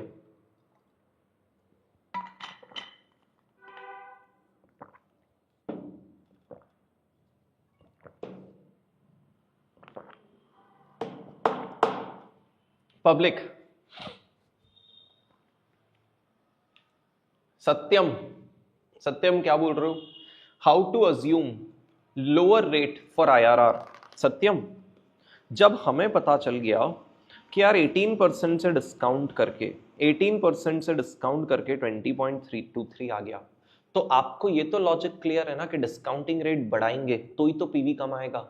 जब रेट ऑफ डिस्काउंटिंग बढ़ाते हो तो पीवी कम आता है ना, तो 18 से 19 ही तो करोगे तो पीवी 20 से कम आएगा। क्योंकि हमें क्या होता है ना, हमारा आंसर 20 है ना, तो एक उसके ऊपर का चाहिए एक नीचे का, तो ही तो इंटरपोलेट के बीच में कहीं ना कहीं आएंगे। Could I answer your question, Satyam? Sushmita and Pratik and Pallavi and Pooja and Rashi and Neha. Clear are you all? Neha, मजा आ गया। Good, perfect. अच्छा, डाउट 18 का ही है। वो तो देखो क्या है ना कि इस पर्टिकुलर केस में ट्रायल एरर है। आप क्या करना, आप 18 की जगह 16 ट्राई करोगे। जब आप 16 ट्राई करोगे तो आपको रियलाइज होगा नंबर बहुत बड़ा आ गया, तो 1 मिनट वेस्ट हो गया, अगला 17 ट्राई कर लेना। 1 मिनट की कुर्बानी देनी पड़ेगी और कुछ नहीं। समझे आप? फटाफट क्या करोगे, 1.2 divide by 1.18 equal to 1.44 equal to 1.73 equal M plus. आप ये फटाफट करोगे और देखोगे कि यार आंसर तो 20.23 नहीं, कुछ ज्यादा ही आ गया, तो कोई बात नहीं, 17 ट्राई कर लेना। डन। तो perfect people in the class, question number 29 जो स्टडी मटेरियल का क्वेश्चन है वो भी हमने कर लिया, एकदम out of the track question था, राइट। 30th और 31 क्वेश्चन हम सॉल्व नहीं कर रहे, एकदम क्लैरिटी से ट्रांसपेरेंटली बता देता हूं क्या है। एच मॉडल का इंस्टीट्यूट के स्टडी मटेरियल में फॉर्मूला है, राइट, लेकिन इसको मैं सी कैटेगरी इसलिए बोल रहा हूं क्योंकि आज तक इंस्टीट्यूट ने इस पर कोई प्रैक्टिकल क्वेश्चन पूछा ही नहीं, राइट, ना उसके एग्जाम में, ना आरटीपी में, ना एमटीपी में, लेकिन स्टडी मटेरियल में है, इसीलिए आउट नोट्स में भी है। इस पॉइंट पे पावर बैच में कवर नहीं कर रहे हैं। So H model concept not to be covered, questions of H model 30 and 31 not to be covered, and with that now we all move to the next model which is cash flow based valuation. Public cash flow based valuation का discussion हम करना चाह रहे हैं। Shall we please proceed to that? जल्दी से जवाब दो भाई। एनर्जी का लेवल बता दो ना एक बार, नया कॉन्सेप्ट स्टार्ट करने के पहले एनर्जी का लेवल चाहिए क्लास के हर एक लाइव स्टूडेंट से। बोलो पब्लिक, है क्या दम कुछ नया सीखने का? कि बस हो गया आज का, डर गए इतने में ही? हाई क्या? चले देखें एक बार क्या बोलता है concept. Cash flow based valuation model, everyone super high, so absolutely brilliant everyone in the class. इतना शानदार कॉन्सेप्ट है कि क्लास में बने रहना, क्योंकि कल जब मिलेंगे इसके प्रैक्टिकल क्वेश्चन सॉल्व करेंगे, कॉन्सेप्ट डिस्कशन नहीं करेंगे, राइट। तो आ जाओ भाई sir. Cash flow based valuation में क्या हो रहा है ना सर, जैसे हमने डिविडेंड बेस्ड वैल्यूएशन मॉडल में कंपनी के डिविडेंड्स, फ्यूचर में मिलने वाले डिविडेंड्स को बेस बनाया, यहां हम कैश फ्लो बेस्ड मॉडल में फ्यूचर में मिलने वाले कैश फ्लोस को बेस बनाएंगे। जैसे हम बोलते हैं value of a share is the present value of future dividends, यहां हम बोलेंगे value of the share is the present value of future cash flows. Oh my God, इतना सिंपल, मतलब सब कुछ सेम। डिविडेंड कांस्टेंट हो सकते हैं, डिविडेंड ग्रोइंग हो सकते हैं, डिविडेंड वेरिएबली ग्रोइंग हो सकते हैं, बिल्कुल सेम। कैश फ्लो हर साल कांस्टेंट हो सकता है, कैश फ्लो हर साल कांस्टेंटली ग्रोइंग हो सकता है, कैश फ्लो हर साल वेरिएबली ग्रोइंग हो सकता है, बिल्कुल सेम सब कुछ। हाँ जी, मतलब डिविडेंड को कैश फ्लो से रिप्लेस कर दो, हाँ, लेकिन फर्क यह है कि डिविडेंड दिया होता है और कैश फ्लो कैलकुलेट करना होता है। So shall we proceed to learn सबसे पहले कैलकुलेशन ऑफ कैश फ्लोस, क्योंकि उसके डिस्काउंटिंग तो आसान है, कैश फ्लो का कैलकुलेशन सीखते हैं। चलो आ जाओ सर। एक सिंपल सी चीज है, आपको इसके थ्रू नहीं ले जा रहा हूं मैं, है ना, सुनना मेरी बात, या फिर चलो इसी के थ्रू चलो, मेरी बात सुनो सर। यार एक बात बताओ, एज अ कैपिटल प्रोवाइडर, मतलब दो पर्सपेक्टिव से आपको सोचना है। एक बार सोचना है इक्विटी के पर्सपेक्टिव से और एक बार सोचना है इक्विटी प्लस डेट, मतलब पूरी की पूरी फर्म के पर्सपेक्टिव से। पहले पूरे फर्म की पर्सपेक्टिव से सोचो कि हम दोनों ने मिलके, इक्विटी और डेट ने मिलके जो कंपनी को पैसा दिया है, उसके अगेंस्ट कंपनी हमें कितना कैश जनरेट करके हर साल दे रही है। तो हमने बोला देखते हैं। आप कॉमन सेंस लगाकर बताओ, क्या कंपनी ने जो रेवेन्यू दिया, क्या वो कैश पूरा के पूरा आप दोनों के लिए है? नहीं सर, उसमें से तो एक्सपेंस मीटअप करने पड़ेंगे ना, तो चलो एक्सपेंस डिडक्ट कर दिए। तो क्या वो जो पैट कंपनी ने जनरेट किया है, क्या वो पूरा के पूरा कैश आपके लिए? हमने बोला सर पैट तो कैश होता भी नहीं है, तो चलो कोई बात नहीं, डेप्रीसिएशन एड बैक कर दो। डेप्रीसिएशन एड बैक कर दिया तो अब तो कैश प्रॉफिट आ गया, वो जो प्रॉफिट ऊपर अक्रूवल था वो कैश प्रॉफिट आ गया। क्या ये कैश प्रॉफिट पूरा के पूरा कंपनी के लिए? सर अभी भी फाइनल कैश प्रॉफिट नहीं आया। सर इन सेल में कुछ क्रेडिट सेल होगी, इन परचेज में कुछ क्रेडिट परचेज होगी, मतलब डेटर, क्रेडिटर, इन्वेंट्री, बहुत सारे एसेट लायबिलिटीज होंगे, तो चेंज इन वर्किंग कैपिटल किया। मतलब अरे जो कैश फ्लो स्टेटमेंट में नहीं करते हो, increase in debtor, decrease in debtor, बिल्कुल वैसा ही चेंज इन वर्किंग कैपिटल किया। तो चलो cash flow from operating activity आ गया, जो भी आया, जो भी नाम दो। क्या ये पूरा के पूरा कैश फ्लो इन दोनों के लिए है? क्या आप डिस्ट्रीब्यूट कर दे? नहीं। क्यों? क्योंकि सर कंपनी ने जो कैश फ्लो जनरेट किया है, कंपनी पहले उसमें से कुछ इन्वेस्टमेंट करेगी, फिक्स्ड एसेट्स परचेज करेगी, कुछ कैपिटल एक्सपेंडिचर करेगी। तो सर इसमें से जब मैं कैपेक्स माइनस कर देता हूं तो जो बचा हुआ कैश फ्लो है वो कंपनी बोली कि देखो मुझे जितना कैश खर्चा करना था मैंने कर दिया, बचा हुआ पूरा के पूरा आप दोनों के लिए अवेलेबल है, राइट? और ये दोनों बोलेंगे कि okay boss, this is now the cash flow which is distributable to both of us. मेरा वर्ड डिस्ट्रीब्यूटेबल था ना कि डिस्ट्रीब्यूटेड था। डिस्ट्रीब्यूटेबल मतलब हो गया कितना अवेलेबल फॉर डिस्ट्रीब्यूशन है, करेक्ट? और वही तो कैलकुलेट कर रहे हैं कि अगर इन दोनों से पूछे, अगर मैं इन दोनों से पूछता हूं कि भाई इधर आओ, what is the value of the company for you, तो they will say whatever cash company makes available for us, present value of all those future cash flows. So what is that cash? This is that cash after deduction of capex which is available only for both of you. So present value of this available cash is the value of the firm for you. They से yes. क्या आप मेरे thought से connect कर पाए? Formula तो अभी भी नहीं सिखाया, सिर्फ थॉट्स कन्वे किए हैं। क्या आप प्लीज मेरे थॉट्स को लेकर सेटल्ड हो? क्या जवाब तो दे दो यार भाई एक बार, कम ऑन ना यार, come on people in the class. तो हमने कहा चलो ठीक है, अल्टीमेटली इन दोनों के लिए कितना कैश जनरेट किया उसको कहते हैं FCFF, राइट? और सिर्फ इक्विटी के लिए जितना कैश जनरेट किया उसको कहते हैं FCFE। मतलब दोनों के पर्सपेक्टिव से सोचना पड़ेगा, एक बार पूरी के पूरी फर्म के लिए और एक बार सिर्फ इक्विटी के लिए। जो फर्म के लिए कैश है वो है free cash flow to firm, जो इक्विटी के लिए कैश है वो free cash flow to equity. Sir free word क्यों बोला? क्योंकि ये कैश फ्लो फ्रीली डिस्ट्रीब्यूटेबल है to them without any restriction, correct? Sir अब आपके माइंड में भी क्लियर है कि आप कैश फ्लो स्टेटमेंट बनाते हो तो स्टार्ट करते हो प्रॉफिट से। जब FCFE होता है, जब FCFE होता है तो हम पैट से स्टार्ट करेंगे। तो जब FCFF है तो प्रॉफिट वो लो ना जो इन दोनों को बिलोंग करे। पैट से स्टार्ट करने की जगह एबिट से स्टार्ट करें क्या? यार पैट सिर्फ इक्विटी को बिलोंग करता है ना, इंटरेस्ट तो माइनस कर चुके हो। तो जब FCFF ले रहे हो तो वो प्रॉफिट लो जो इन दोनों को बिलोंग करता है, मतलब स्टार्ट करो एबिट से। और एबिट को अगर मैं पोस्ट टैक्स बनाता हूं 1 - T तो वो बन जाता है नो पैट। अगर एबिट को ऑपरेटिंग प्रॉफिट कहते हैं तो 1 - T करने के बाद net operating profit after tax बन जाता है। So that is what I have to start my calculation with. हमने बोला इस एबिट में डेप्रीसिएशन डिडक्टेड है जो नॉन कैश है, चलो डेप्रीसिएशन ऐड बैक कर दो। सर इसमें वर्किंग कैपिटल का एडजस्टमेंट करो, तो ये लो वर्किंग कैपिटल का चेंज भी अकॉर्डिंगली एडजस्ट कर दिया, जो जनरली माइनस होता है। क्यों? लॉजिक बाद में बताऊंगा। वर्किंग कैपिटल जनरली माइनस ही होगा, ऑल द क्वेश्चंस में लॉजिक बाद में बताऊंगा। सर इसके अलावा कंपनी ने कैपेक्स किया, ये सब होने के बाद वो कैश अवेलेबल है जिस पे सिर्फ उन दोनों का राइट है, जिसको मैं FCFF बोलता हूं, करेक्ट? सर सिमिलरली FCFE क्या होगा? तो भाई मेरी बात सुनना, भाई मेरी बात सुनना। सर जो पैट है ना, पैट, सर पैट से स्टार्ट करो क्योंकि सिर्फ इक्विटी का कैश देखना है।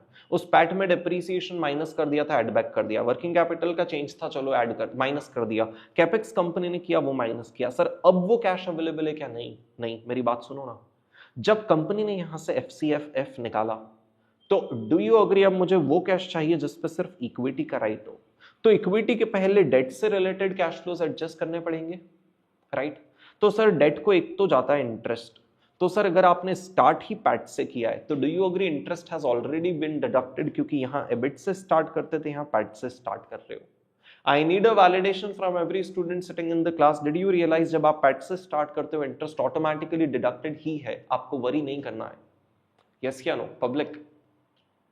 यहां एबिट से स्टार्ट किए क्योंकि इंटरेस्ट डिडक्ट कर देंगे तो उस प्रॉफिट से स्टार्ट हो जाएगा जिस पे सिर्फ इक्विटी का क्लेम है। हमें उस प्रॉफिट से स्टार्ट करना है जिस पे दोनों का क्लेम हो। यहां इस प्रॉफिट से स्टार्ट करना है जिस पे सिर्फ इक्विटी का क्लेम हो, तो स्टार्ट किए पैट से।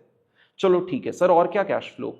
डेट को अगर कुछ रीपेमेंट किया है बोरोइंग का, तो बोरोइंग का रीपेमेंट माइनस कर देना अगर कुछ रीपे किया है, और अगर कुछ बोरो किया तो वो ऐड कर लेना, क्योंकि वो कैश फ्लोज प्लस या माइनस होंगे। And then we will say that now whatever is the cash is freely distributable only to equity, क्योंकि कंपनी ने सारे खर्चे एडजस्ट कर लिए, डेट वालों का सारा इनफ्लो आउटफ्लो एडजस्ट हो गया। Now this is your FCFE। मुझे हर एक स्टूडेंट से इस बात का अंडरस्टैंडिंग चाहिए, मुझे हर एक स्टूडेंट से इस बात का अंडरस्टैंडिंग चाहिए। यार मेरा लाइव हैंग हो गया है, My live is, I think, एक सेकेंड रुको। Are you people settled on this? जल्दी जवाब दो।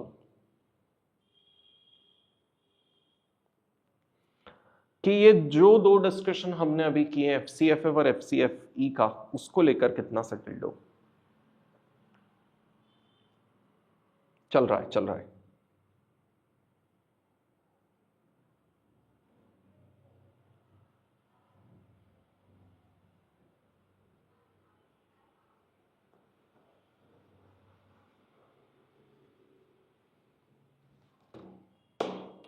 गणेश भाई, गणेश भाई एक चीज तो समझो ना यार, पूजा आउटनोट्स ऑर्डर नहीं कर सकते हैं, सॉफ्ट कॉपी अपलोड करवा दूंगा मैं आजकल में, तो वो डाउनलोड करके प्रिंट कर सकते हो। गणेश भाई, गणेश मुझे वो कैश फ्लो फाइंड करना है जिस पर सिर्फ इक्विटी का राइट हो, क्योंकि अगर मैं इक्विटी से पूछूंगा भाई आपके लिए कंपनी की वैल्यू कितनी, तो इक्विटी बोलेगा जो भी कैश फ्लोज मुझे मिलेंगे उसकी प्रेजेंट वैल्यू। तो कैश फ्लोज तुझे कितने मिलेंगे, तो हम बोलेंगे जो भी FCFF था उसमें डेट वालों को उनका पैसा दे दो, तो बचा हुआ सब तुझे, मतलब आपको मिल जाएगा। तो डेट वालों को अगर कोई बोरोइंग है उस साल देने की, तो वो माइनस करेंगे ना, तो ही तो बचा हुआ पैसा आएगा जो इक्विटी को देना है। यस और no Ganesh? Yes. So everyone in the class समझ में आया क्या calculation of FCFE and FCFF? तो अब एक बात सुनो, हमें अगर इस FCFF को डिस्काउंट करना है और FCFE को डिस्काउंट करना है तो एक डिस्काउंटिंग रेट चाहिए। Yes yes. तो सुनो ना, डिस्काउंटिंग रेट मतलब आपका required rate of return risk पर डिपेंड करता है। जो इक्विटी की रिस्क होती है उसके अकॉर्डिंग के should be the discounting rate. अगर FCFF सबको बिलोंग करता है, मतलब इक्विटी वालों ने भी रिस्क ली है, डेट वालों ने भी रिस्क ली है, मतलब सबका अपना अपना रिक्वायर्ड रेट ऑफ रिटर्न होगा। के इक्विटी का रिक्वायर्ड रेट ऑफ रिटर्न के, डेट का required rate of return KD, तो overall required rate of return KO और वैक, correct? KD into cost of equity into weight of equity, cost of debt into weight of debt, right? चलो ठीक है sir, जब KO और वैक का calculation करेंगे ना, तो ये वेट्स कैसे लेने, इस बात को लेकर एक छोटा सा डिस्कशन है, याद रखना। सुनो, ये वेट्स सबसे पहला अगर कोई टारगेट कैपिटल स्ट्रक्चर है तो उस पर बेस्ड होना चाहिए। जैसे एग्जामिनर ने बोला डेट टू इक्विटी रेशियो 2:3, तो इक्विटी का वेट 60% चलना चाहिए, डेट का वेट 40% चलना चाहिए, आपकी फर्स्ट प्रायोरिटी होगी। अगर कोई कैपिटल स्ट्रक्चर नहीं दिया तो मार्केट वैल्यूज आपकी प्रायोरिटी में होंगे सेकंड नंबर पे। अगर मार्केट वैल्यू भी नहीं दे तो आपकी book values would be the weight. ठीक है? तो सर अगर कैश फ्लोज है और उनका डिस्काउंटिंग रेट है तो डिस्काउंट करने में क्या फर्क पड़ रहा है? बिल्कुल कर सकते हैं सर। FCFE जो इन्फिनिटी तक मिलेंगे उन सबको डिस्काउंट करके जो आज वैल्यू आएगी उसको कहते हैं value of equity, which is present value of FCFE eight the rate of KE। Similarly FCFF जो इन्फिनिटी तक मिलेंगे उनको अगर आज डिस्काउंट करके 0 पॉइंट पे लाएंगे यूजिंग KO, तो उससे जो कैलकुलेट होकर आएगा that will be the value of entire firm. जो कैश फ्लोज बिलोंग उन दोनों को कर रहे थे उससे जो वैल्यू आएगी वो भी तो उन दोनों को बिलोंग करेगी, इसीलिए नाम रखा वैल्यू ऑफ फर्म। अब डिस्काउंट कैसे करना है उसके लिए तो कितना कॉमन सेंस है, या तो वो कैश फ्लो कांस्टेंट होंगे जीरो ग्रोथ, या फिर वो कैश फ्लो कांस्टेंट ग्रोथ होंगे, या फिर वो कैश फ्लो वेरिएबली ग्रोइंग होंगे। सेम कैश फ्लो फॉरएवर है, मतलब NA डिवाइड बाय R वाला thought, annuity divide by rate, right? So FCFE1 divide by KE बोल लो, या FCFF1 डिवाइड बाय KO बोल दो, वैल्यू ऑफ द फर्म या फिर वैल्यू ऑफ इक्विटी आ जाएगा 0 पॉइंट का। कांस्टेंट ग्रोथ है तो गॉर्डन्स लगा दो, FCFE1 divide by KE minus G, या FCFF1 divide by KO minus G gives you the value of firm. And अगर टर्मिनल वैल्यू मतलब वेरिएबल ग्रोथ है तो टर्मिनल वैल्यू का थॉट लगा दो कि भाई जब तक आइडेंटिफाई द पॉइंट जहां से मेरे फॉरएवर तक कांस्टेंट ग्रोथ है, मतलब सिर्फ अल्टरनेटिव 1 सोचना है, there is no alternative 2 here. Alternative 1 लगाना कि भाई क्या मैं यहां टर्मिनल वैल्यू कैलकुलेट कर सकता हूं, वहां टर्मिनल वैल्यू कैलकुलेट कर देना। तो टर्मिनल वैल्यू जो भी आप कैलकुलेट करोगे वो जिसमें फ्यूचर के सारे कैश फ्लोज डिस्काउंट हो चुके हैं, और तब तक के कैश फ्लोज को मैन्युअली डिस्काउंट कर देना, जब आप उन सबका KE और KO से रेस्पेक्टिव डिस्काउंट कर दोगे वैल्यू ऑफ फर्म और इक्विटी आ जाएगा। भाई साहब मैथ्स कैसे अप्लाई करना है वो क्वेश्चन में जाकर देख लेंगे, बाकी आप थॉट प्रोसेस को लेकर कंफर्टेबल हो क्या? How do you do the valuation first calculation of FCFE FCFF, then calculation of the discounting rates, and then learning how to discount. Come on.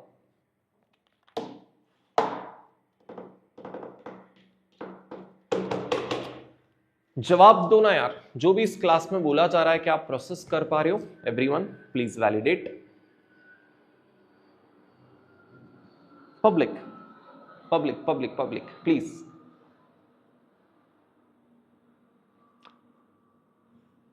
Question question तो करेंगे, बट ब्रॉड इमेजिनेशन अभी आ गया क्या? Question तो चलो कर ही लेंगे, तब आपको फर्दर क्लैरिटी आ जाएगी। बट मेरे लिए फॉर्मूले से ज्यादा इंपॉर्टेंट क्लास में होता है आपका टाइमलाइन पे इमेजिनेशन, आपके दिमाग में उस कॉन्सेप्ट का फ्लो। ध्वनि का आंसर यस है, रश्मि का आंसर यस है, Usha Rani, Ganesh and Charmi and Pooja and Seema and Ajay, आप सबका आंसर यस है। Others literally waiting, then only I can proceed. बोलो भाई। पंकज, हाँ, बिजनेस वैल्यूएशन वाला समझेंगे एक बार, वो ऑटोमेटिकली कवर हो जाएगा, don't worry.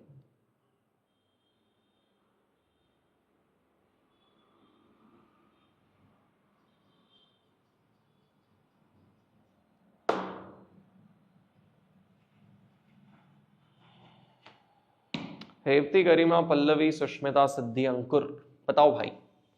Yes, absolutely yes. तो बस कल इसके प्रैक्टिकल क्वेश्चन जब आप करोगे तो आपको इजी लगेंगे, की बात है। सर वैल्यू ऑफ फर्म तो आ गया, अब अगर वैल्यू ऑफ इक्विटी फाइंड करना है उसकी मदद से, तो फर्म की वैल्यू में दोनों की वैल्यू है ना, डेट और इक्विटी, तो उसमें डेट की वैल्यू माइनस कर दो, इक्विटी की वैल्यू आ जाएगी। और सर सिमिलरली इसको डिस्काउंट करके वैल्यू ऑफ इक्विटी तो आ गई, अगर उसमें market value of debt add कर देंगे तो market value of the firm आ जाएगी, वैल्यू ऑफ एंटायर फर्म आ जाएगी। इतना सिंपल डिस्कशन है cash flow based valuation model का। जो चीजें आपने डिविडेंड डिस्काउंट मॉडल में सीखी है ना, उसका एप्लीकेशन यहां हुआ, इसीलिए आपको easy to learn and quick to learn लगा, राइट? आज आपको सिर्फ घर पे जाके कॉन्सेप्ट को रिविजिट करना है, खुद को एक फ्लो और इमेजिनेशन देना है टाइमलाइन के ऊपर। जब कल इसके क्वेश्चन सॉल्व करेंगे तो इस पे 11 आउट ऑफ 10 क्लैरिटी होगा, ये बात मेरी आपको अश्योरेंस है। So people in the class, I think that should be all for the day. Yes, so if you all agree to it, shall we please now call it a day? बताओ भाई, क्या आज के इस lecture को यहीं समाप्त कर सकते हैं और कल के लेक्चर पे हम लोग इसके प्रैक्टिकल क्वेश्चंस डिस्कस करेंगे? पंकज बोल रहे सर प्लीज लेट मत आया करो। सो people in the class, yes, so great, done, perfect. तो बताओ भाई, जाने से पहले सिर्फ एक छोटी सी बात बता दो, how was your lecture experience? Are you liking the way we are learning the things? Public. Satyam, यार मैं थोड़ा सा ऑक्यूपाइड चल रहा हूं इसलिए शेड्यूल नहीं बना पा रहा हूं, आई विल बी अपफ्रंट, राइट? राशि, चलो मैं कोशिश करता हूं, ठीक है, शेड्यूल बनाने की। राशि, इसका भी अपडेट देता हूं, कल का लेक्चर सॉफ्टवेयर पे या फिर किस पे होगा?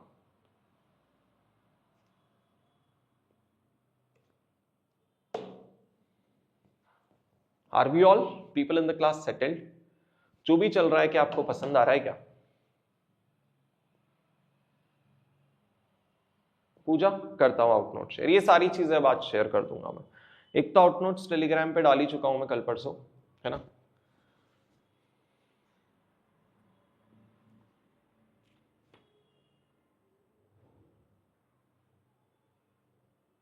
Revati सेटो, Ajay सेटो, Sumit great, perfect, everyone. तो बढ़िया भाई, अमेजिंग। इसी तरीके से पूरा एएफएम अपने को कंप्लीट करना है, घर पे एफर्ट्स आप लगा रहे हो, क्लास में हम मिलके लगा रहे हैं, और ये हमारे रिजल्ट में रिफ्लेक्ट होगा, ये बात पक्की है, ठीक है जी? तो बढ़िया everyone, thank you so much for watching up this lecture, right? हम लोग मिलेंगे कल की क्लास में फिर से, राइट?